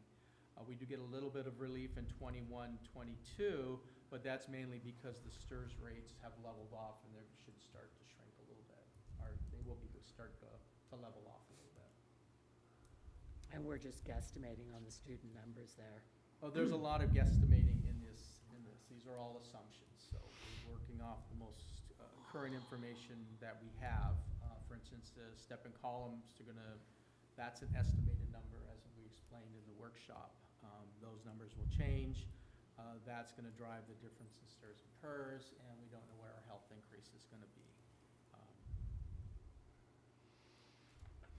So challenges for the district: declining enrollment, impact of the state budget and economy. We are in COLA only, as we talked about in the workshop meeting. We're not going to be getting that additional funding on top of what the formula has. STRS and PERS costs, escalating special ed, and collective bargaining is still there. So we're going to talk a little bit about the budget committee in a few minutes. We talked about some things that could change positively in the governor's January proposal. He's aware of the concerns and the impact with the STRS and PERS. This year he gave us some relief on the rates, which helped our budget. And that's a possibility. And with the full funding of LCFF, meaning the pie, the Prop 98 pie is going to be what it is. Less money will be going to fund LCFF, which should leave some dollars available for the legislature to work with. Hopefully they will do something with the pension costs and also possibly give us an augmented COLA or increase the base for LCFF. Enrollment, we should continue to have the enrollment from the new developments. So we are getting some students from there. But the big question, how to mitigate students leaving the district. That's offsetting that. Are there any questions? One thing that I'm a PERS member and retiree. One of the things that helps the PERS in their projections is their growth of their whole portfolio. And the market's been, the last few years, has been better, but it has to grow more than the cost of the program. Are there any feedback from PERS and STRS of how they're doing in their growth for their investment base? Is that looking better for them? I know they've increased the cost that everyone's having to pay into it, but with that, with the market being favorable, is that part of the reason that possibly it's coming down a little bit? I haven't seen any recent information on STRS or PERS in their actuarial and their liabilities. Right. So they'll go back every year and kind of take a look at that and assess where Right. they're at. I know the last time they did that, PERS did increase their assumptions that they were using, and STRS decreased them a little bit. Okay. So they're all looking to the future and how to fund that long-term liability, and you know, that's just the reality of it right now. Yeah, they haven't changed their mortality rate schedule yet, too. As some of us live longer, that adds to that cost, too. Well, we know the actuarial takes in many factors, including Okay. that. All right. Did at one point were they talking about possibly changing something to 55? Which could really devastate everything that's going on. They were talking a little bit about that at CSBA. About changing the retirement rate or the eligibility rate. I'd say 55. And if they did, how that was going to impact all of the districts They're in going. a very negative direction. They're going, what I've seen last year, they're going the other direction. When I was with the city, you know, all the employees that hire in the city, they increase the ages in all the bargaining units. And so nobody has, I mean, even if you get hired as a public safety officer these days, it's no longer 50. It was 50, so it's now 57.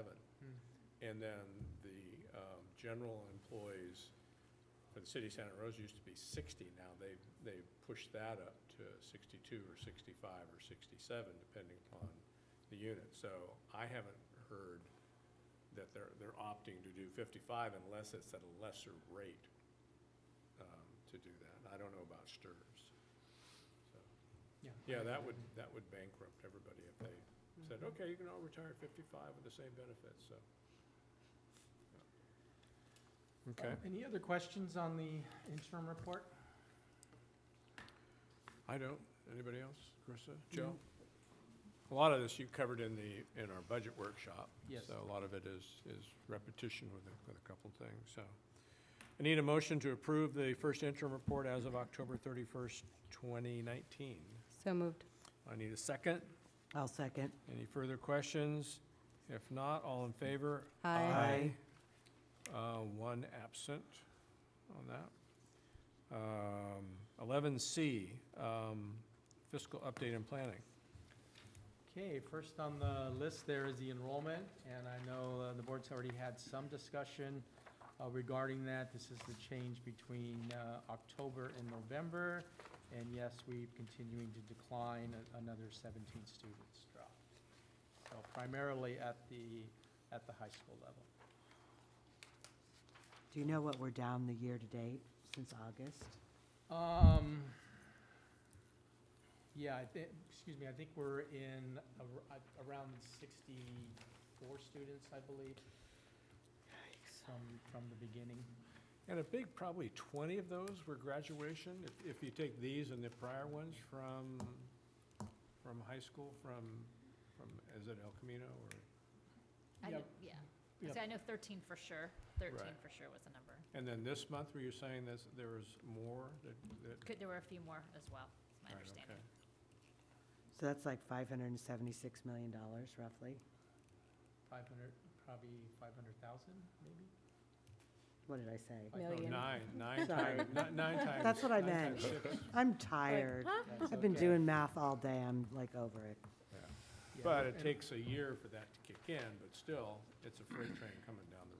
Yeah. Well, correct, and we are funded on P2, which is the Right. accumulation through April, and we will be getting some of those ETK kids moving into where we can start collecting some dollars from them. I'd love to know why they left in the middle of the, right before the holiday. Where'd they go? Like I said, they may have, with transit, they may have gone with mom or dad or grandma or moved out of the area.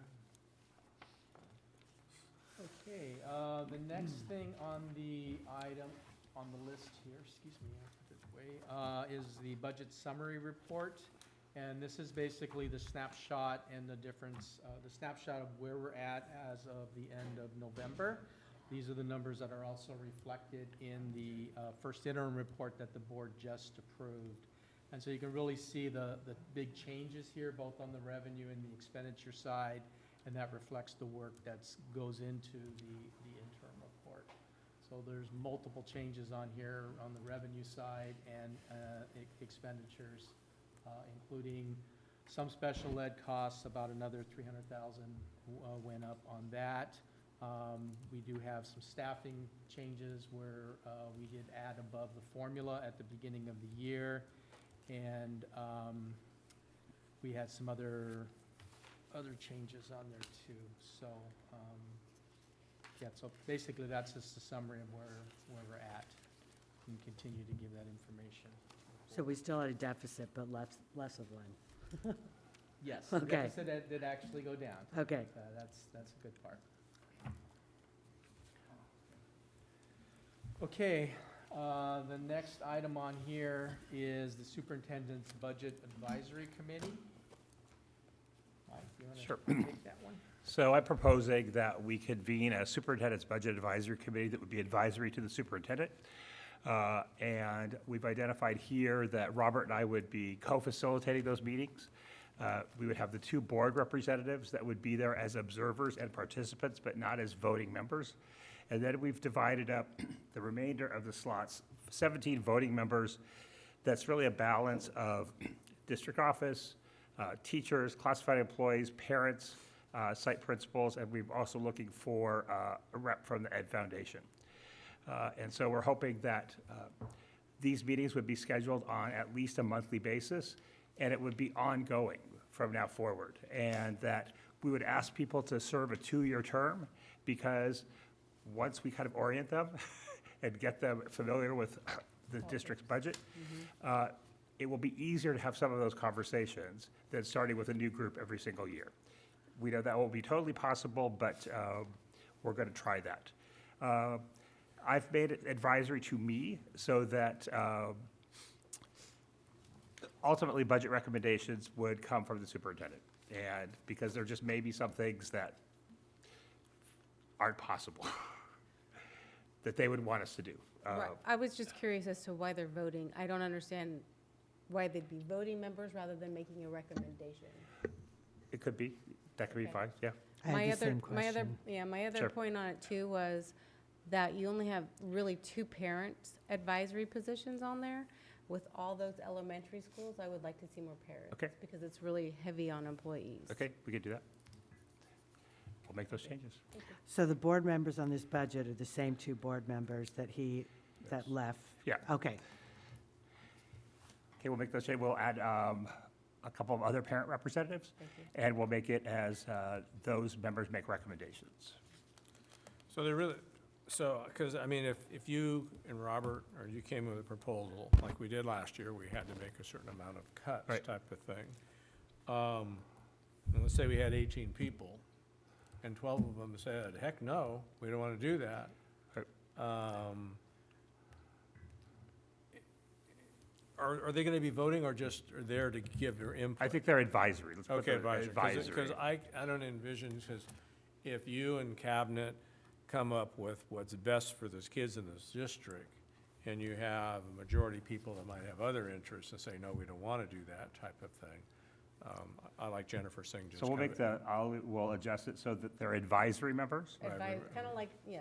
Yeah, but I mean, I advisory want to and listen to all of this. recommendation. Sure, Yeah, absolutely. Listen to all those Right. people and have their input Right, type but of thing. ultimately, it's the board who has to vote. The board's just going to be voting. Well, I think the other purpose is we want to educate them about the district's finances they can spread- so that they have a better understanding. So again, I take all the suggestions and thank you. Thank you. Okay, that was it on that particular item. All right, then we'll go to 11D, approval of revision to board policy 5131.2 and administrative regulation 5131.2 bullying. So we're bringing this policy forward. There was a change in the law about bullying, and it specifically addressed cyberbullying and gave some examples, and it also talked about the training programs we should be providing for all employees. There is a December 31st deadline. Thank you to Trustee Wiltermuth, who caught that and shared it with me. And so it revises the policy, and it adds an administrative regulation that provides a little more specific information on how you implement the policy. Not all of our board policies have an administrative regulation. Many do, and it really is to help how does the district enforce or put that policy into place. So we have done a tremendous amount of work already with training and awareness about bullying, and so this just puts it again into a policy that complies with California School Boards Association sample, which we used, and then we also got some assistance from legal counsel in clearing up a couple of the parts that we saw as ambiguous. I just have a question about BP and ARs. My understanding from when Joe and I went to the Masters in Governance training is that the ARs are the way the BPs are implemented. Is that right?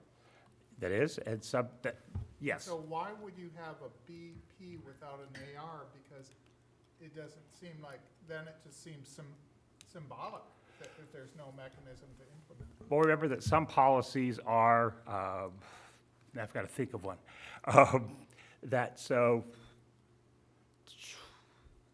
I'm going to take a stab. So building the board agenda, it identifies what closed session is going to be used for, and it just lists the things that you can do.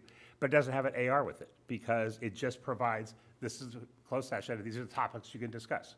So there are several policies in the book that don't have a reg, and I couldn't tell you off the top of my head which they are, but we can do that. All right, thank you. Okay. All right, any other questions? If not, may I have a motion to approve the revision of the board policy 5131-2 and administrative regulation 5131-2 bullying? So moved. Have a second? I'll second. This is not roll call, this is just a vote. So all in favor? Aye. Opposed? Motion carries 5-0. E, acceptance of gifts and donations to schools and district. So we received, I assume, from Associated Coffee, he donated coffee, not money? We don't know there? This is monetary. Okay. It's just money, it was money. He gave money, okay. Monetary, yeah. Okay, so monetary, yeah, read there, left, okay. And then a big thank you to 2 anonymous donors that cleared the negative lunch balances and meals for the balances of the year, for a total of $24.66. And just one side question, you sent us an email about grants received. So grants wouldn't fall on this? Donations? Okay. They would not. They were, so that, okay, so I'm looking at Robert, he's shaking his head no, so. you're shaking his head, no. Okay. But I was surprised to see those grants. And either wasn't paying attention, or is that a first? We had 2 grants, small ones last year, Okay, but we had more people apply, and with the City of Roanoke Park Foundation, and they were able to provide more Yeah. resources. that was great. Yeah. That was great, glad to see that. Absolutely. Big thank you to them for that. Okay, so back to this. 11E, may I have a motion to accept the gifts and donations to schools and districts? So moved. Have a second? I'll second. All in favor? Aye. Okay, we will go on to 12A, board member reports and future agenda items. So, who wants to go first? Or I'll go first, and then you guys can follow after that. So tonight, Jennifer and I, representing the board, attended the Business Journal Top Real Estate Project Awards, and we got a little PR for 2019 for our tag building. The Wright Company also, when giving this, thanked us for the work and talking about all the improvements, $100 million of improvements that they've done. So that was kind of fun to go to that tonight. I got a couple little hors d'oeuvres for dinner. I should have eaten more. But, so that was well attended by members of the community, and I think, and looking at all the projects, ours outshine a lot of them. Oh, yeah. It just, I mean, and they saw pictures of the gym and they went, wow. So, I mean, that was exciting. So a couple other things. I attended the Rancho State game with Tim. So it gave me a chance to try to be a narrator to Tim as to the football thing. And what was kind of interesting, several things to relate there. One, it tells me, what kind of learner I am, because in giving Tim instructions, I'm such a visual learner. So I tell Tim when we're walking, go left when I'm at right, and right when I'm at left, so I'd be screwing him up from that standpoint. It was just interesting how that didn't work out so well. And then we sat on the visitor side because we were concerned about, well, one, the home side was just packed, and we were concerned about a little bit of room for his dog and then the amount of the noise type of thing. And as going through the game, as I've watched a number of games, when you're playing against a private school, they have a tendency to recruit, even though that's not legal type of thing, but we assumptions. And I understand there was a coach related to the Oakland Raiders on their side, but just the Ranch came out strong for the first half, and it was an exciting game. But you could see the other team, as you run across in high school, were larger. And Tim has played football, and I was explaining him. I said, "Wow, they're hitting hard. They're hitting hard." And then they kept coming back, and Tim kind of hit the nail on the head, but I didn't want to accept it. He says they're wearing us down because he played football from my thing, and he says, "Oh, I'm afraid of the second half." And so they, but it was a great time, a great performance by the high school. The enthusiasm from the stands, from the parents and everybody was just, that was invigorating to hear them cheering. And it was, I've gone to a number of football games, and I've heard cheering, but it's fun to see that and encouraging. And I'm sure that helped our players a lot, type of thing. But there's when size comes to it, type of thing, In addition to that, I went to, is it Maker World at University Elementary? And when you have to park 2 blocks away, it's a good event, type of thing. I mean, even though that they have parking on the back top. This event was at Sonoma State the prior year, so bringing it to the campus was good. Or partnerships from the county, they were there talking about some of the technology tools and the classroom exhibits and what they were doing with their pods, and that stuff was fun. My only feedback on that, they had the physics club from Sonoma State there, and they only had one individual. And that one individual was demonstrating various things with the laser physics and stuff like that. And maybe he did a better job there, but when I was observing it, the kids were looking at it as a playing thing. You know, how do I shine the laser, this and that, or whether. And I purposely asked him, I said, well, explain to me why the refraction of the colors, you know? So up until I stood back for 10 minutes and watched, and then after that, he started explaining to the kids. So feedback to the physics department would be more, why is this happening, not just a fun tool, or spinning this like wheel and holding it type of thing. So, but other than that, it was a great event. So, and then Jennifer and I met, and we talked about some of the things that she's going to bring up about the conference. So that's what I have. And for those of you that I won't see you before the holidays, everyone have a great holiday and get lots of rest. Ha, ha, ha. Okay, who's next? Tim?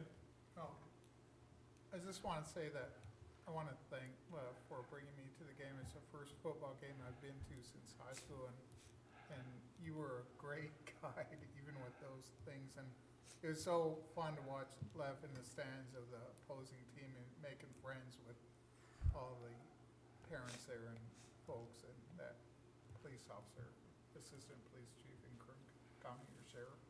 And so as an introvert, I admire people like Lev who can just make friends off the bat. And Well, I had to. We were on the opposing side. Right. And Sink or swim. yeah, I just felt so proud of the Cougars. I mean, they played so great, and you know, they had a winning season, and it made me proud. And the more events I go to, the prouder I am of our students and schools and staff and everything. I got to add one thing. As I was explaining the game, you know, you watch the game and you don't listen to that.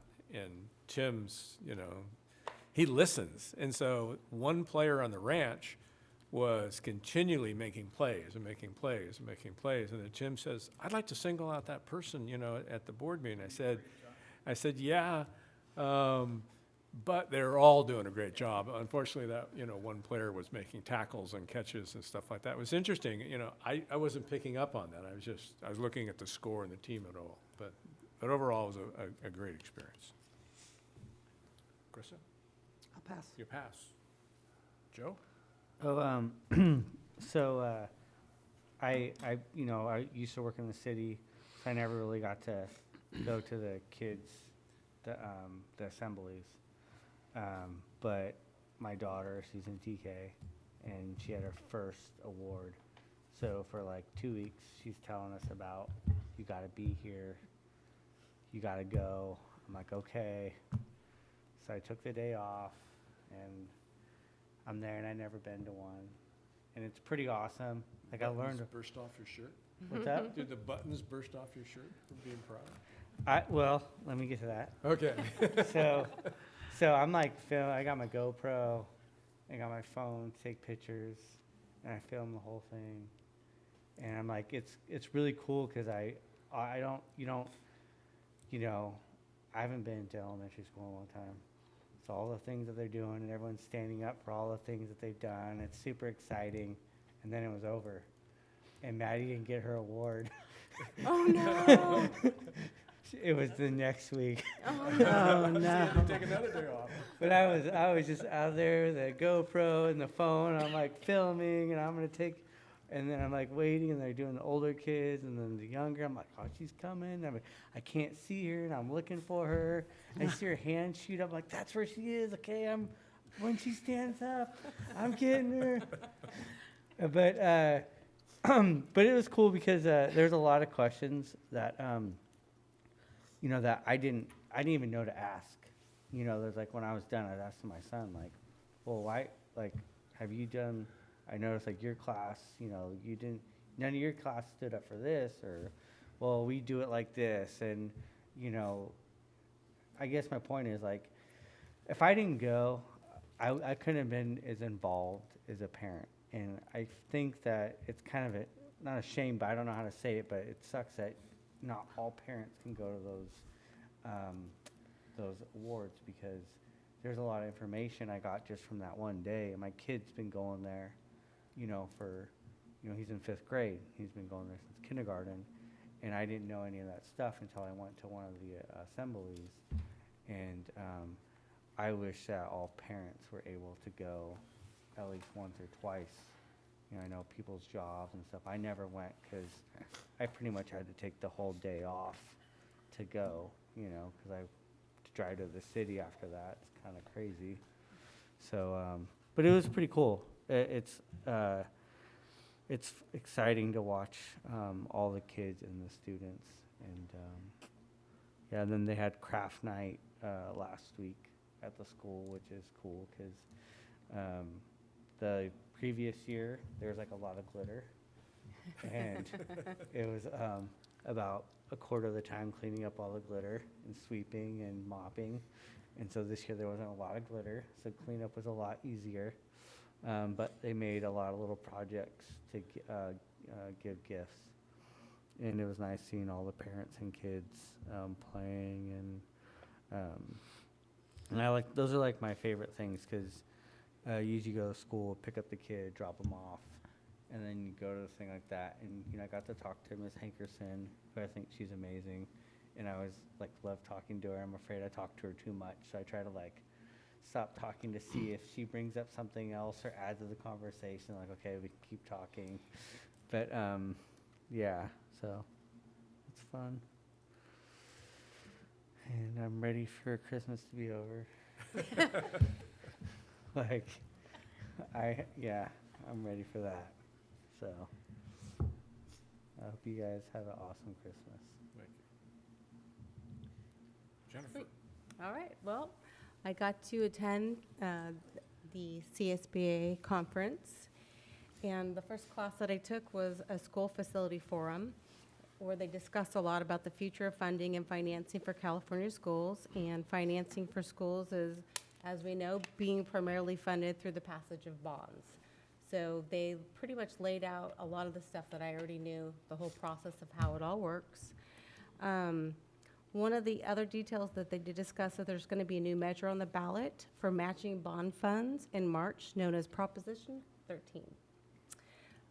We're going to need, I know, right?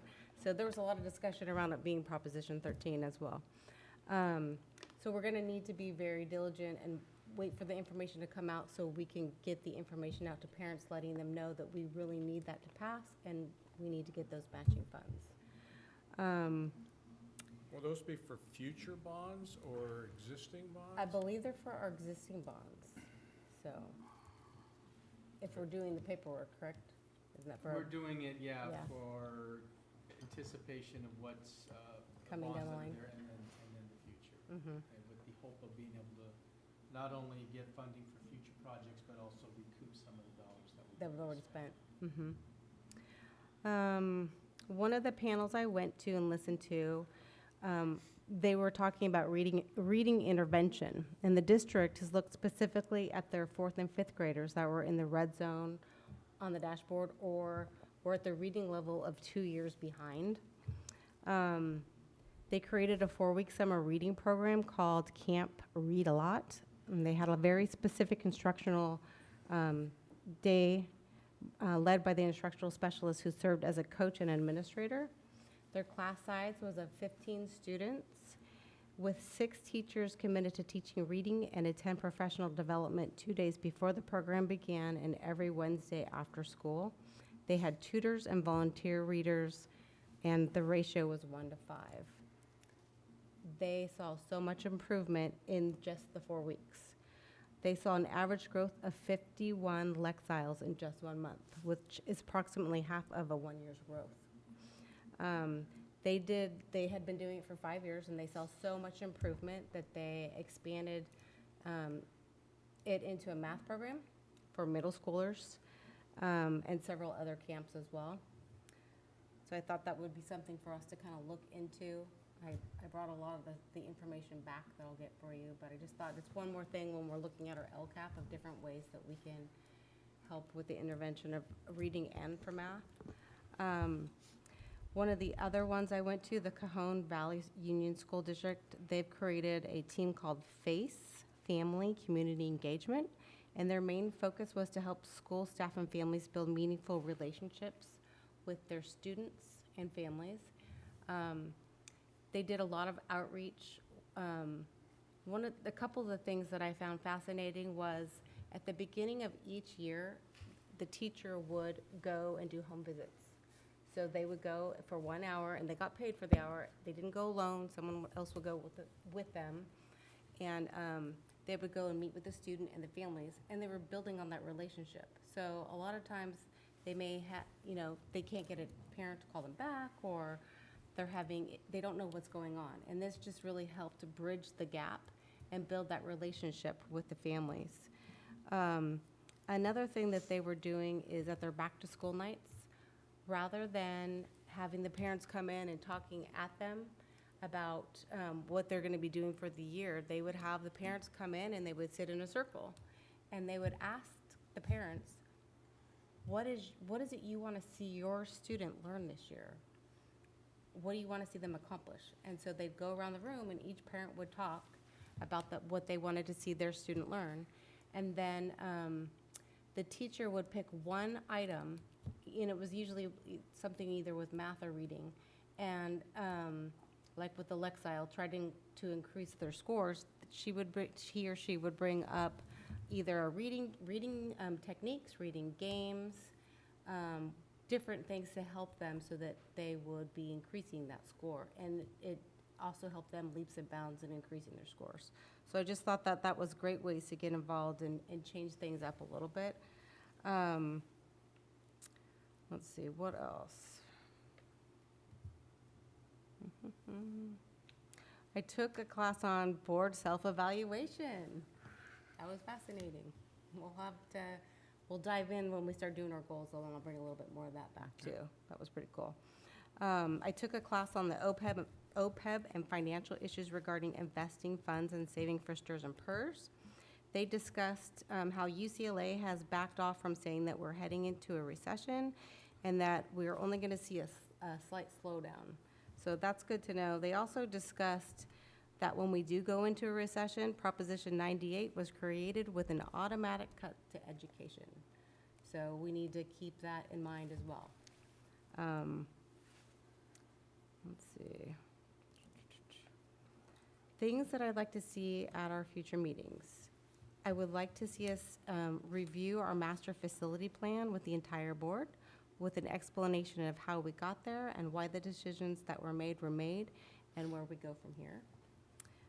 I would like to see us have a board meeting similar to our January LCAP that we usually do at every single school site that involves the board, the staff.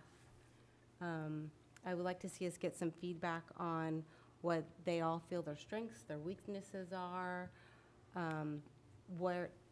basically what they think is what they're proud about.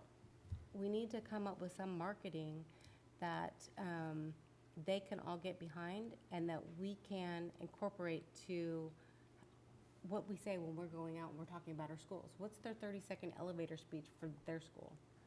And then incorporate that into our marketing. That's one of the things. And then I was wondering about where we are with creating a superintendent and PTA and parent nonprofit roundtable. We had kind of discussed doing that, and I hadn't heard anything more about it. Going to kick it off in January. Kick it off in January. Okay, awesome. We've been getting suggested names from the school sites. Okay, nice. Marketing meeting, I would like to do like a governance where we all come together and brainstorm and talk about different things, not necessarily just about marketing outside, but inside within our district. One of the things I had mentioned after our last meeting was I realized, being a realtor that I am, I had a house that sold a couple doors down from me. 3 new kids just moved into my neighborhood. And I don't know why it never dawned on me before to see if you guys get the names of people when a house sells of the new people that are moving in, so you can send a letter welcoming them to our district. So that's something that if we don't get the list, I will get you the names and the information so that we can start welcoming people into our city. We don't get the list. You don't, okay, so we'll work on that. But I mean, just little things like that where we can stand out and do different things, and market within our own district. Another thing that came up, I ran into someone at the grocery store and they were talking about how, their kids were, basically asking them to come to Marin County to come check out their football team. And that they were getting promised, yes, and it was a family member, so that didn't go very well either. But basically, they were saying, oh yeah, we'll get you scholarships. And I'm like, that's really not my goal. But, you know, that's a whole nother thing. But maybe, again, building those relationships with our sports teams like the Warriors and enticing them as to, you know, the bigger picture of coming to Tech High or Rancho and building upon that. And then again, having the conversations about when kids are going to be going and checking out colleges.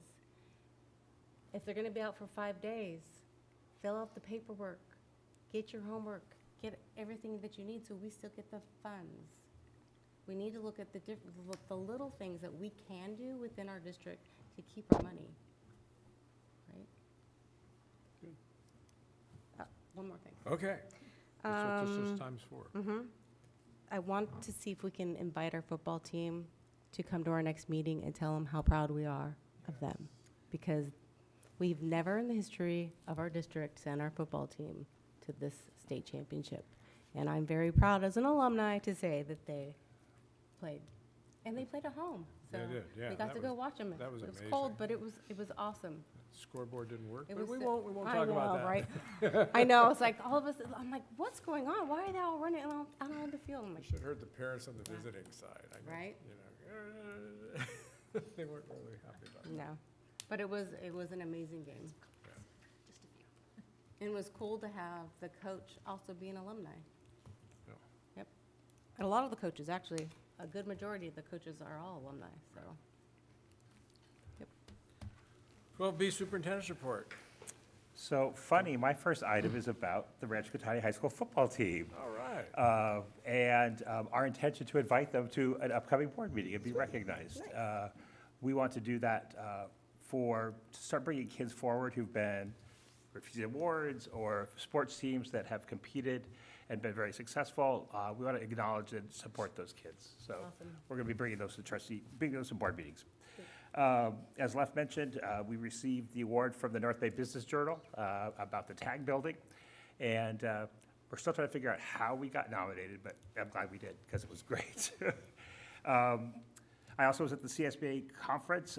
I attended mostly budget workshops, and there was kind of a universal feeling that we're at full funding, yet our costs for pension, our costs of doing business continue to increase. And just, again, hope that the governor will increase the base for all districts. And then also just looking at how districts are dealing with the declining enrollment in their districts. Many districts are closing schools and all of that kind of painful things that people are looking at. So that's just for sure. The board had wanted to know when we were going to do the ribbon cutting for the Lawrence Jones Music Group. It's going to be January the 30th. And we'll get that information out to you with the time. And then also we have a number of showcase events happening in January, and we'll push those out to the board to remind you when those are. The superintendent search flyer is in almost final draft form. We'll be sharing that with the board before the end of the week so that you can look at it and approve it so they can get ready to start advertising for the position. And this Friday is a no-school day for kids, but a work day. And then the district will be closed from Monday, the 23rd of December through January the 6th. And although some people may be working, we're not going to have the office open. So, and with that, happy home. Great. Okay. 12C adjournment before 10:30. What do we get, 9:30? Yeah.